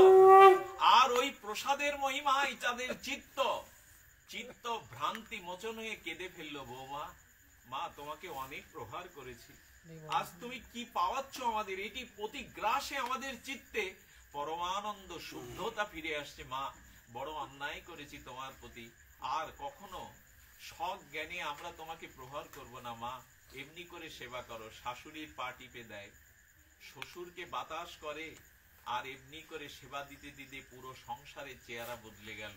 স্বামী দেখছে এটা কি করে সম্ভব? পুরো সংসারটাই বদলে গেল। দীর্ঘ 15 দিন দাসীর মতো খেটে খেটে গোবিন্দ তার ভক্তকে সুখ দিচ্ছেন ভগবত ভজনে। পাবেন এমন দরদি কেউ পাবে? এই হলো ভগবানের অহৈতুকী কৃপা। ভক্ত বৎসল ভগবানের এটাই হলো অহৈতুকী কৃপা। ওইখানে ভগবানকে সেবা করতে করতে সুখবাই একদিন বিট্টলজির চরণে মাথা রেখে বলছেন, বিট্টলজি আমি আর ফিরে যেতে চাই না, আমি তোমার চরণ ছাড়া এক বিন্দুও বাঁচতে পারবো না, তুমি আমাকে চিরদিনের মতো তোমার চরণে গ্রহণ করো। মাথাটা চরণে দেওয়ার সাথে সাথে ওইখানেই প্রাণ ত্যাগ করলেন সুখবাই। পূজারী তাকে নিয়ে যখন অন্ত্যেষ্টি ক্রিয়ায় যাবে শ্মশানে, তখন ওই গ্রামেরই একটা ব্যক্তি দেখে বলল, আরে এ তো আমাদের সুখবাই, আরে এই কথাটা তো শ্বশুর শাশুড়ি জানে না, মনে পলায়ন করে এখানে চলে আসছে। শ্মশানে গিয়ে সাক্ষী হয়ে থাকলো, তাকে পোড়ানো হলো। পোড়ানোর পরপরই ওই ব্যক্তি গিরিয়ে ফিরে আসবে। রুক্মিণী দেবী দেখলেন যতদিন সুখবাই ফিরে না যাবে ততদিন গোবিন্দ ওইখান থেকে আসবে না, কারণ ভক্তের বোঝা তো ভগবানই বহন করে। যে যেভাবে ভজন করে তাকেও তো ভজন করে। রুক্মিণী দেবী ওই শ্মশানে এলেন, আর এই মহালক্ষ্মী মহাশক্তির অধীশ্বরী রুক্মিণী দেবী ওই চিতার ছাই থেকে সুখবাইয়ের অবয়ব তৈরি করে প্রাণ সৃষ্টি করলেন। ওই জগৎ লক্ষ্মী, এটা তার পক্ষে সম্ভব, কৃষ্ণ শক্তির পক্ষে সম্ভব। উনি প্রাণ সৃষ্টি করে আশীর্বাদ করে বললেন, সুখবাই আর তোমার কখনো ওরা কষ্ট দেবে না, ভজনে বাধা দেবে না, তুমি ফিরে যাও, কারণ গোবিন্দ তোমার ভূমিকায় 15টা দিন দাসত্ব করছে তাদের। ফিরে যাও তুমি, নাহলে গোবিন্দ দ্বারকায় ফিরবে না। শুধু ভক্তগণ, উনি যখন ফিরলেন তখন গোবিন্দ ওই সখীর রূপ ধরে ওকে আশীর্বাদ করে বেরিয়ে এলো। ওই যে লোকটা ওকে পোড়াতে দেখেছিল, ঘরে এসে বলছেন, তোমাদের বৌমা মারা গেছে শুনেছো? তাকে তো আমি নিজের চোখের সামনে পুড়িয়েছি, পুড়ে গেছে। সামনে দেখছে আবার সুখবাই। বলেন এ প্রেত, এ ভূত পিচাসী, আমি তোকে পোড়ালাম। সঙ্গে সঙ্গে তাকিয়ে বলছে, বৌমা সত্য কথাটা বলো। পূর্বে সব বৃত্তান্ত খুলে বললেন। শ্বশুর শাশুড়ি তখন যেখানে যেখানে ভগবানকে বেঁধে রেখে দাঁড় করিয়ে রেখেছিল, ওইখানে শ্বশুর শাশুড়ি গিয়ে ক্রন্দন করতে লাগলো। ক্রন্দনটা এই জন্য করতে লাগলো, সুখবাই বৌমা, তাহলে ভগবানকে বেঁধে রেখে আমরা ভগবানকেই প্রহার করেছি, স্বয়ং ভগবানের দ্বারা আমরা পদসেবা করিয়েছি, ক্ষমা করে দাও আমাদের। বললেন, বাবা ক্ষমা আমার কাছে নয়, এই বিট্টালজির চরণেই নিজেকে সমর্পিত করুন, তার ভজনের মধ্যেই আছে আমাদের পরম প্রাপ্তি। মদিয়ানাং মহিনাঞ্চ পরব্রহ্মেতি শব্দিতম, একমাত্র ভগবানের ভজনের মধ্যেই, তার আরাধনার মধ্যেই আছে এ জীবনে সঞ্জীবনী সুধা, মৃত সঞ্জীবনী। আর আমাদের পরিতাপের বিষয়, শ্রীমান চৈতন্য মহাপ্রভু নিত্যানন্দের যুগে এসে এমন রাধা দাসের করুণা পাওয়ার যুগেও আমরা ভজন পরায়ণ হলাম না। আমরা ভজনে আমাদের মনোনিবেশ, আমাদের ভজনে অভিনিবেশ এলো না। এটা দুর্দৈব ছাড়া আর কিছু নয়। অনেকেই আছেন বলেন, হরিকথাতে রুচি হলে, মহতের সঙ্গ হলে আমাদের জীবনে ভজন আসে। এটা আপনারা তো কম সঙ্গ পেলেন না, আপনারা তো অনেক মহতের সঙ্গ পেয়েছে, রুচি এলো না কেন? বলো, না আসার কারণ হলো অনেক জন্মের মহা অপরাধাদি আছে। এই জন্য মহতের কথা শ্রবণ করেও, সাধু সঙ্গ করেও আমাদের চিত্ত পরিবর্তন বা মার্জিত হয় না। এই অপরাধ মুক্ত হতে গেলে, চিত্ত মার্জিত করতে গেলে একটাই আমাদের উপায়, সেই উপায় হলো ভগবানের গুণগাথা শ্রবণ করা। ভগবানের গুণগাথা শ্রবণ কীর্তনের মাধ্যমে, সাধু সঙ্গের মাধ্যমে আমাদের চিত্ত এমনি করে ভগবানমুখী হতে পারে। সকলের কাছে এই বিশ্রাম বেলা একটা অনুরোধ করে যায়, সেটা হলো হরিনামকে আপনারা আশ্রয় করুন।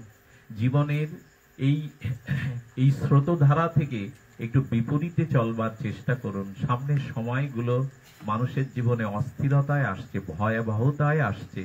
সামনের সময়গুলো মানুষের মোটেও ভালো যাওয়ার কথা না। এক ইউক্রেন যুদ্ধে পৃথিবী ধাক্কা খাচ্ছে, এরকম যুদ্ধটা অপেক্ষা করছে। শুধু ওই যুদ্ধ না, বৈষয়িক যুদ্ধ না, আমাদের ঘরে, আমাদের অন্তরে যুদ্ধ, রোগ শোক জ্বালামালা আছেই। তার মধ্যে একটা নিবেদন করব, একমাত্র আশ্রয় হলো ভগবানের পাদপদ্ম আশ্রয়, বিপর্যয় বিপরীতে ঋষিকেশ প্রসন্নে। ভগবানকে যদি প্রসন্ন করা যায় তবেই এই জীবনের গতিপথ পরিবর্তন হবে। এই মঠ মন্দিরে মহাপুরুষের সাধন পীঠ এটা। আজ এটা বাংলাদেশ নয়, এশিয়ার মধ্যে একটা অন্যতম খ্যাত, এটা ঐতিহাসিক, ভূতত্ত্ববিদগণের মধ্যে এটি একটি ঐতিহাসিক স্থান। কিন্তু স্থান হলে কি হবে? আমি আপনাদের সোনাবাড়িয়ার সাথে 20 বছরের সাক্ষী। আমার মনে হয় আপনারা 2 পা এগিয়ে যেতে আরো 2 পা পিছিয়েছেন। আমি যখন শুনলাম এবার নগর কীর্তন হচ্ছে না, এটা আমার কাছে খুব ব্যথার ছিল। এগিয়ে যেতে গিয়ে আমি পিছিয়ে যাওয়া দেখেছি আপনাদের। এই গ্রামের মধ্যে যে সনাতন হিন্দুরা ছিল, আপনাদের যে ইতিহাস ঐতিহ্যতা ছিল, আপনাদের যে ঐশ্বর্য শিক্ষা দীক্ষা ছিল, তাতে আরোতর ভগবত চরণে এগিয়ে যাওয়ার একটি সুবর্ণ সুযোগ ছিল। কিন্তু কোথায় যেন এক অন্তরায়, কোথায় যেন এক বাধা। সবশেষে এই অধম নরকের কীট, নর্দমার কীট একটা কথা বলে যায়। সেই কথাটি আজকেই বলবার একটু অবসর।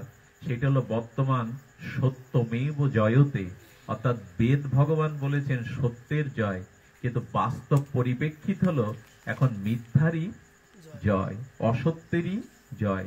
এর একজন আমার কাছে জানতে চেয়েছিল এর উত্তরটা। খুব ভাগবত বলো, পাখির বুলির মতো বলো, এর উত্তরটা যথার্থ দেবে।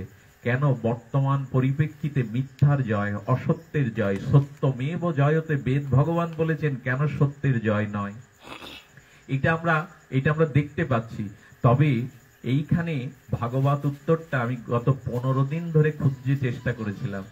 আমি এক মহতের প্রবচনে যেটা জানলাম সেটা অভূতপূর্ব। মহৎ বলছেন, অসতের সংগঠন আছে, অসৎরা সঙ্গবদ্ধ, কিন্তু সতের কোনো সংগঠন নেই। সৎ এখন সঙ্গবদ্ধ। উত্তরগুলো মনে লিখে রাখুন, গবেষণা। আজকে একটু মাথাতে বালিশ দিয়ে শোয়ার সময় এই কথাটা আরেকটু পুনরুক্তি করে ভাববেন। গরু যেমন খেয়ে জাগর কাটে গোয়ালে গিয়ে, একটু চর্বণ করে। অসতের সংগঠন আছে, অসৎ সঙ্গবদ্ধ, কিন্তু সতের কোনো সংগঠন, সৎ সঙ্গবদ্ধ বা ঐক্যবদ্ধ নেই। এইখানটা হলো মিথ্যা জয়ের একটা সূচনা হয়েছে। আচ্ছা, যদি প্রমাণ নেন, যখন মানুষ নেশা করে, নেশাখোররা একা করে কি নেশা? গাঁজাখোর মদখোররা একা খায় নাকি? 3-4 জনকে, যার টাকা নেই তাকেও ডেকে নিয়ে 3-4 জন ছাড়া বসে এরা খায় না। অর্থাৎ দেখবেন জুয়ারি, আচ্ছা জুয়া খেলা, তাস খেলা, পাশা খেলা যারা খেলে, একে খেলে কি বাবা? কিন্তু সাধু দেখেন ঘরের মধ্যে বসে বসে একা হরিনাম জপ করছে ঘন্টার পর ঘন্টা, ওর পাশে কেউ নেই। কিন্তু যখন মদ খাবে, ও পাশের কাউকে ডেকেই ওর স্বজাতীয় ভাবের লোককে ডাকবে। জুয়া যখন খেলবে, ওইখানে 4 জন করে। একজনকে আমি বলেছিলাম, একা খেলে কি হয়? বলে মজে না, একা খেলে ঠিক মজে না, এই জন্য ও খেয়ে ও দেয়। আরেকটা কথা বলি, জগতে কারো এটো খাওয়া ছেড়ে দেন। এটো খেলে ভক্তি হয়, আবার এটো খেলে ভক্তি নষ্ট হয় না, বুদ্ধি মেধাও নষ্ট হয়। এটো কার খাবেন জানেন? আপনার থেকে যিনি শতগুণ সদাচার সম্পন্ন, আপনার থেকে যিনি শতগুণ ভগবত ভজন পরায়ণ, আপনার থেকে যিনি জ্ঞানে মাধুর্যে ভজনে উৎকর্ষ সদাচার সম্পন্ন, তার এটো খাওয়ার কথা চৈতন্য চরিতামৃতে বলেছেন। তার ভজন ভক্তি হবে। কিন্তু আপনার সমান বা আপনার থেকে নিচু যারা, আজকাল মানুষ প্রবাদ তুলেছে, আমাদের মধ্যে খুব মিল, আমরা এক থালায় খাই। মানুষ সপ্তাহ ছুটির দিনে কি করে জানেন? হোটেলে এটো খাওয়ার জন্য প্রস্তুতি নাই। আজকে ছুটির দিন, ছেলে মেয়ে ট্যাক্সিতে করে এটো খেতে যাবে। আচ্ছা, আমাদের হোটেলগুলোতে যে প্লেটে খেতে দেওয়া হয়, ওটা আপনার জন্য বরাদ্দ কি? বিশ্বাস করবেন কিনা জানি না, অনেক উন্নত হোটেলে যারা খেয়ে নষ্ট করে, ওই খাদ্যগুলো ফেলে দেওয়া হয় না, ওগুলো আবার ওর সাথে মিশিয়ে দেওয়া হয়। দুদিনের পচা বাসিকে মশলা দিয়ে এমন করে সামনে দেবে, ওটা টাটকাই মনে হবে। এটো খাওয়ার জন্য সপ্তাহ ছুটির দিন ট্যাক্সি রেডি থাকে বড় লোকদের, এটো খাওয়ার জন্য। এক হাসপাতালে চাটনি খাচ্ছে একজন, আমের আটির চাটনি খাচ্ছে। একটা বাচ্চা ছেলে আটির দিকে তাকিয়ে বলে, তুই লোভ দিচ্ছিস কেন? বলো, লোভ না, ওই আটিটা দিতে পারলে আমার 10 টাকা দেবে হোটেল মালিক, এটা আবার বলবেন না। বলে তার মানে? বলি আম তো সবসময় এখন পাওয়া যায় না, এই আমের আটিটা চুষে ফেলে দেওয়ার পরে ওইটা ধুয়ে আবার টকের মধ্যে দিয়ে বেচবে। এটা বলে কতবার, এর আগে বলে 11 বার এরকম হয়েছে, আমার 10 টাকা করে দেয়। দয়া করে বাইরের খাওয়া, হোটেলের খাওয়া ওইরকম বুলি আওড়াতে যায় না। আমাদের মধ্যে খুব মিল, এক পাত্রে খাই আমরা। এটো খেলে ভক্তি হয়, তবে গুরুদেবের এটো, সাধুর এটো, আপনার থেকে নিচু যে তার এটো খেলে কিন্তু সর্বনাশ। বলছিলাম অসতের সংগঠন আছে, যারা মদ খায়, যারা জুয়া খেলে, ডাকাতি করে, তারা একসাথে কি বলে জানেন? কলঙ্কটা হয় যদি একসাথে হোক, গালি দেয় যে তো একসাথে ভোগ করবো, জেলে যেতে হয় যদি একসাথে যাব। সাধুদের সংগঠন নেই কেন জানেন? সাধুরা সংঘবদ্ধ নয় কেউ জানেন? এর একটাই কারণ, অশুভ শক্তি যারা, অসৎ যারা, তারা মনে করে কলঙ্কটা, জেল জরিমানাটা একসাথে ভোগ করব। আর সাধুর কেবল একটাই কথা, সম্মান, পূজা, মালা শুধু আমি পাবো, অন্য কেন পাবে? এটা লিখে নিন, দলিলের কথা, এটা লিখে নিন সব সময়। আচ্ছা, 5টা গরু একসাথে রাখুন, 5টা পাখি একসাথে উঠতে দিন, ওরা পংক্তিমালা হয়ে উঠবে।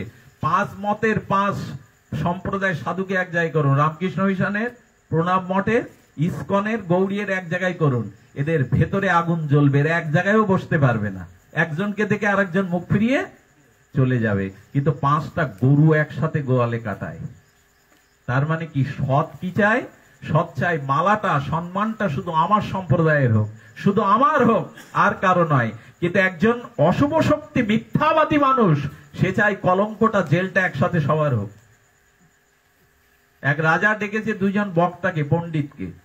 এক বক্তাকে ইচ্ছা করে আগে স্নান করতে পাঠিয়েছে বাথরুমে। যে বক্তা পণ্ডিত ওখানে আছে তাকে বলছেন, আপনাকেই মনে হয় আপনি শ্রেষ্ঠ পণ্ডিত, উনি কি আপনার সাথে সাথে আপনার সেবা করতে এসছেন? ইচ্ছা করে, রাজনৈতিক বুদ্ধি তো রাজা। তো যে ঠিকই বলেছেন, উনি তেমন পণ্ডিত না। এই দেখুন, 2 সাধু এক জায়গায় করলে কি দশা হয় পণ্ডিত। বলে উনি তেমন সাধু না, উনি আমার সাথে সাথে ঘোরেন, আমি যদি ঘোড়া হই উনি ভেড়া। আচ্ছা, উনি স্নান করে আসলে এনাকে স্নান করতে পারি, এনাকে বলছেন, আপনাকে দেখে মনে হয় আপনি পণ্ডিতজি, পরম পণ্ডিত প্রভাত, আপনার সাথে যে এসছে ও কি আপনার থোলা ঝোলা এগুলো বয়? বলেন একরকমই বলেছেন আপনি, ঠিকই, ও তেমন কিছু শাস্ত্র জানে না, আমি যদি ঘোড়া হই ও ভেড়া। এই তো। এরপরে স্নান করার পরে রাজা যখন খাবার টেবিলে দেখেছেন, অবাক করা কাণ্ড, 2জনের পাত্র দিয়ে একজনের দেখেছে ভুসি আর একজনের ঘাস কুটো। বলেন আপনি পণ্ডিত দেখে, বক্তা দেখে অপমান করছেন আমাদের, ঘাস কুটো কি গরু ভেড়া খাদ্য? বলেন দেখুন, দয়া করে পরিচয়টা আপনারাই আমাকে দিয়েছেন, আমি আপনাদের পরিচয় দেইনি। আমি একে অপরের কাছে শুনতে গিয়ে একজনকে ভেড়া বলা হয়েছে, একজনকে গরু। তা ভেড়া আর ঘোড়ার খাদ্য তো এই ঘাস কুটো। এর সংকেত কি জানেন? চমকে উঠবেন কথাটা শুনে। রাজা বলেছিল সেদিন, তোমাদের সাধুদের মধ্যে যদি এই বিভাজন তৈরি হয়, সংগঠন তৈরি না হয়, একত্ববদ্ধ না হও, তাহলে তোমাদের কপালে আগামী দিন ঘাস কুটোই জুটবে, ভালো কিছু জুটবে না। জুটছেও তাই, আমাদের ঘাস কুটোই জুটছে, সাধু সংগঠন কোন সংগঠনই নেই। এই পোড়া হিন্দু, কটা মাত্র হিন্দু এই দেশে পড়ে আছে বিপদ আপদের মধ্যে, কিন্তু আমাদের মধ্যে আমরা মালা গলায় দি খুব বুঝি, একটা সুতোতে কতগুলো ফুল মালা গাঁথা, তারপরেই তো মালা হয়েছে একটা সুতোতে। এই এক সূত্র হিন্দু সংগঠন গড়তে পারেনি। ভাগবত কি বলবো, বলেও বা কি হলো? সোনাবাড়িয়ায় তো 20 বছর আসলাম, কিছু হয়নি। আমি আমার মতে কিছু হয়নি।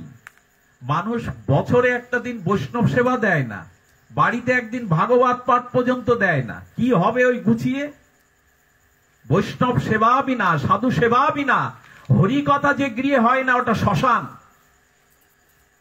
আমি পাড়ায় করি, আমি অমুক জায়গায় করি, শাস্ত্রে বলা হয়েছে গৃহে অন্তত বছরে একটা দিন হরিনাম দিতে হবে, বৈষ্ণব সেবা দিতে হবে, নাহলে নিস্তার নাই। কিন্তু আজ মানুষ মোহ অন্ধ হয়ে গেছে। তবে হ্যাঁ, এগোইনি একেবারে তা নয়, এখানে হরিবাসর হয়েছে, তবে সংখ্যা দিন দিন কমে আসছে, প্রদীপ দিন দিন নিভে আসছে। বাস্তবতা হলো, আমাকে আবার বায়না করবেন এই জন্য আমি স্তুতি করতে পারবো না। তবে আশার প্রদীপ একটাই, সেটা হলো যে যাই বলুন, আমাকে ডেকেছেন বলে তার স্তুতি করতে হবে এই স্বভাবের আমি না। আমি পেশা ভিত্তিক পাঠ করি না। আমি ভগবত পথে চলতে গিয়ে এই অভিজ্ঞতাই দেখেছি, কেউ না কেউ ফেরে। সেটি হলো সুপ্রসাদ চৌধুরী, এই চৌধুরী পরিবারের। তার স্ত্রীকে তাকে দেখেছি। প্রদীপের গোড়ায় অন্ধকার থাকে, গ্রামের মানুষ সাধুকে চেনে না, সাধুর বরঞ্চ বদনাম হয় যেন ভগবান যেখানে জন্মায় লীলা করে আরেক জায়গায় গিয়ে। তবে তাদের দিকে এইটুকু বুকে বল বা ভরসা বেঁধে বলেন, আর কাউকে দেখতে পাচ্ছ না তুমি? হ্যাঁ, সকলেই প্রণম্য, সকলেই শ্রেষ্ঠ, কিন্তু তার জীবনটাকে আমি দেখেছি তিনি পরিবর্তনের জন্য আপ্রাণ চেষ্টা করছেন। তার বিদ্যা জীবন তো কম না, তার বংশ মর্যাদাও কম না, অর্থবিত্ত যেটুকু তার আছে সেটুকু কম না, কিন্তু আজ তাকে ফুটপাতে সাধু দেখলে যখন মাথা নোয়াতে দেখি, আজকে যখন তাকে শিখা রাখতে দেখি, তিলক নিতে শিখি, ধুতিটা যখন কাছা মেরে পড়তে শিখি, তার স্ত্রীর দন্যটা যখন দেখি, তখন মনে হয় না, একেবারে কিছু বিফল যেতে পারে না, একেবারে কিছু আমাদের সম্পত্তি না আসে পারে না। তো তার আজকের এই অনুষ্ঠানের একটু বসনা স্নাত হলো, বৃষ্টিটার দরকারও ছিল তাপদহে, তারপরে প্রকৃতি স্বাভাবিক হওয়াতে আমরা হরিকথার সুযোগ পেয়েছি। এইটুকু আমাদের জীবনে পরম প্রাপ্তি। তো আপনাদের মঙ্গল কামনা করে, পারমার্থিক কল্যাণ কামনা করে, আমার পাশে যিনি আছেন আমাদের সাতক্ষীরারই একরকম গর্ব, আমাদের পরম বৈষ্ণব প্রবর, পরম ভগবত নিষ্ঠ, আমাদের পরম বৈষ্ণব, আমাদের অ্যাডভোকেট গোবিন্দ প্রভুজি, তিনি এখানে আছেন আমাদের কলেজেরই একজন প্রভাষক। ওনারা হরিকথা ওনাদের মানস পটে চিত্তে আনন্দ দেয়। এসেছেন আমাদের দাদাজিও, এখানে অনেক প্রণম্য ব্যক্তিগণ এসেছেন। কলরা থেকে আমার সুজন বিজনদা, দুই ভাই এক জায়গায় বসে হরিকথা শুনছেন, এটা বড় প্রাপ্তি। তারা দুই ভাই একসাথে এসে হরিকথা শুনছেন, এটাও খুব বড় প্রাপ্তি। তো সকলের জন্য এইটুকু প্রার্থনা করি, পারলে এগিয়ে যান আর ভগবত চরণে নিজেদেরকে সমর্পিত করুন, এই প্রার্থনা করে। অনেকটা সময় বৃষ্টির কারণে বা অনেকটা দুর্যোগের কারণে পিছিয়ে গেছে, যদি সময় বেশি নিয়ে থাকি আমি ক্ষমা প্রার্থনা করছি। এখন আমাদের প্রভুজিকে আমি দিচ্ছি সমাপনী, দুটি কথা বলেই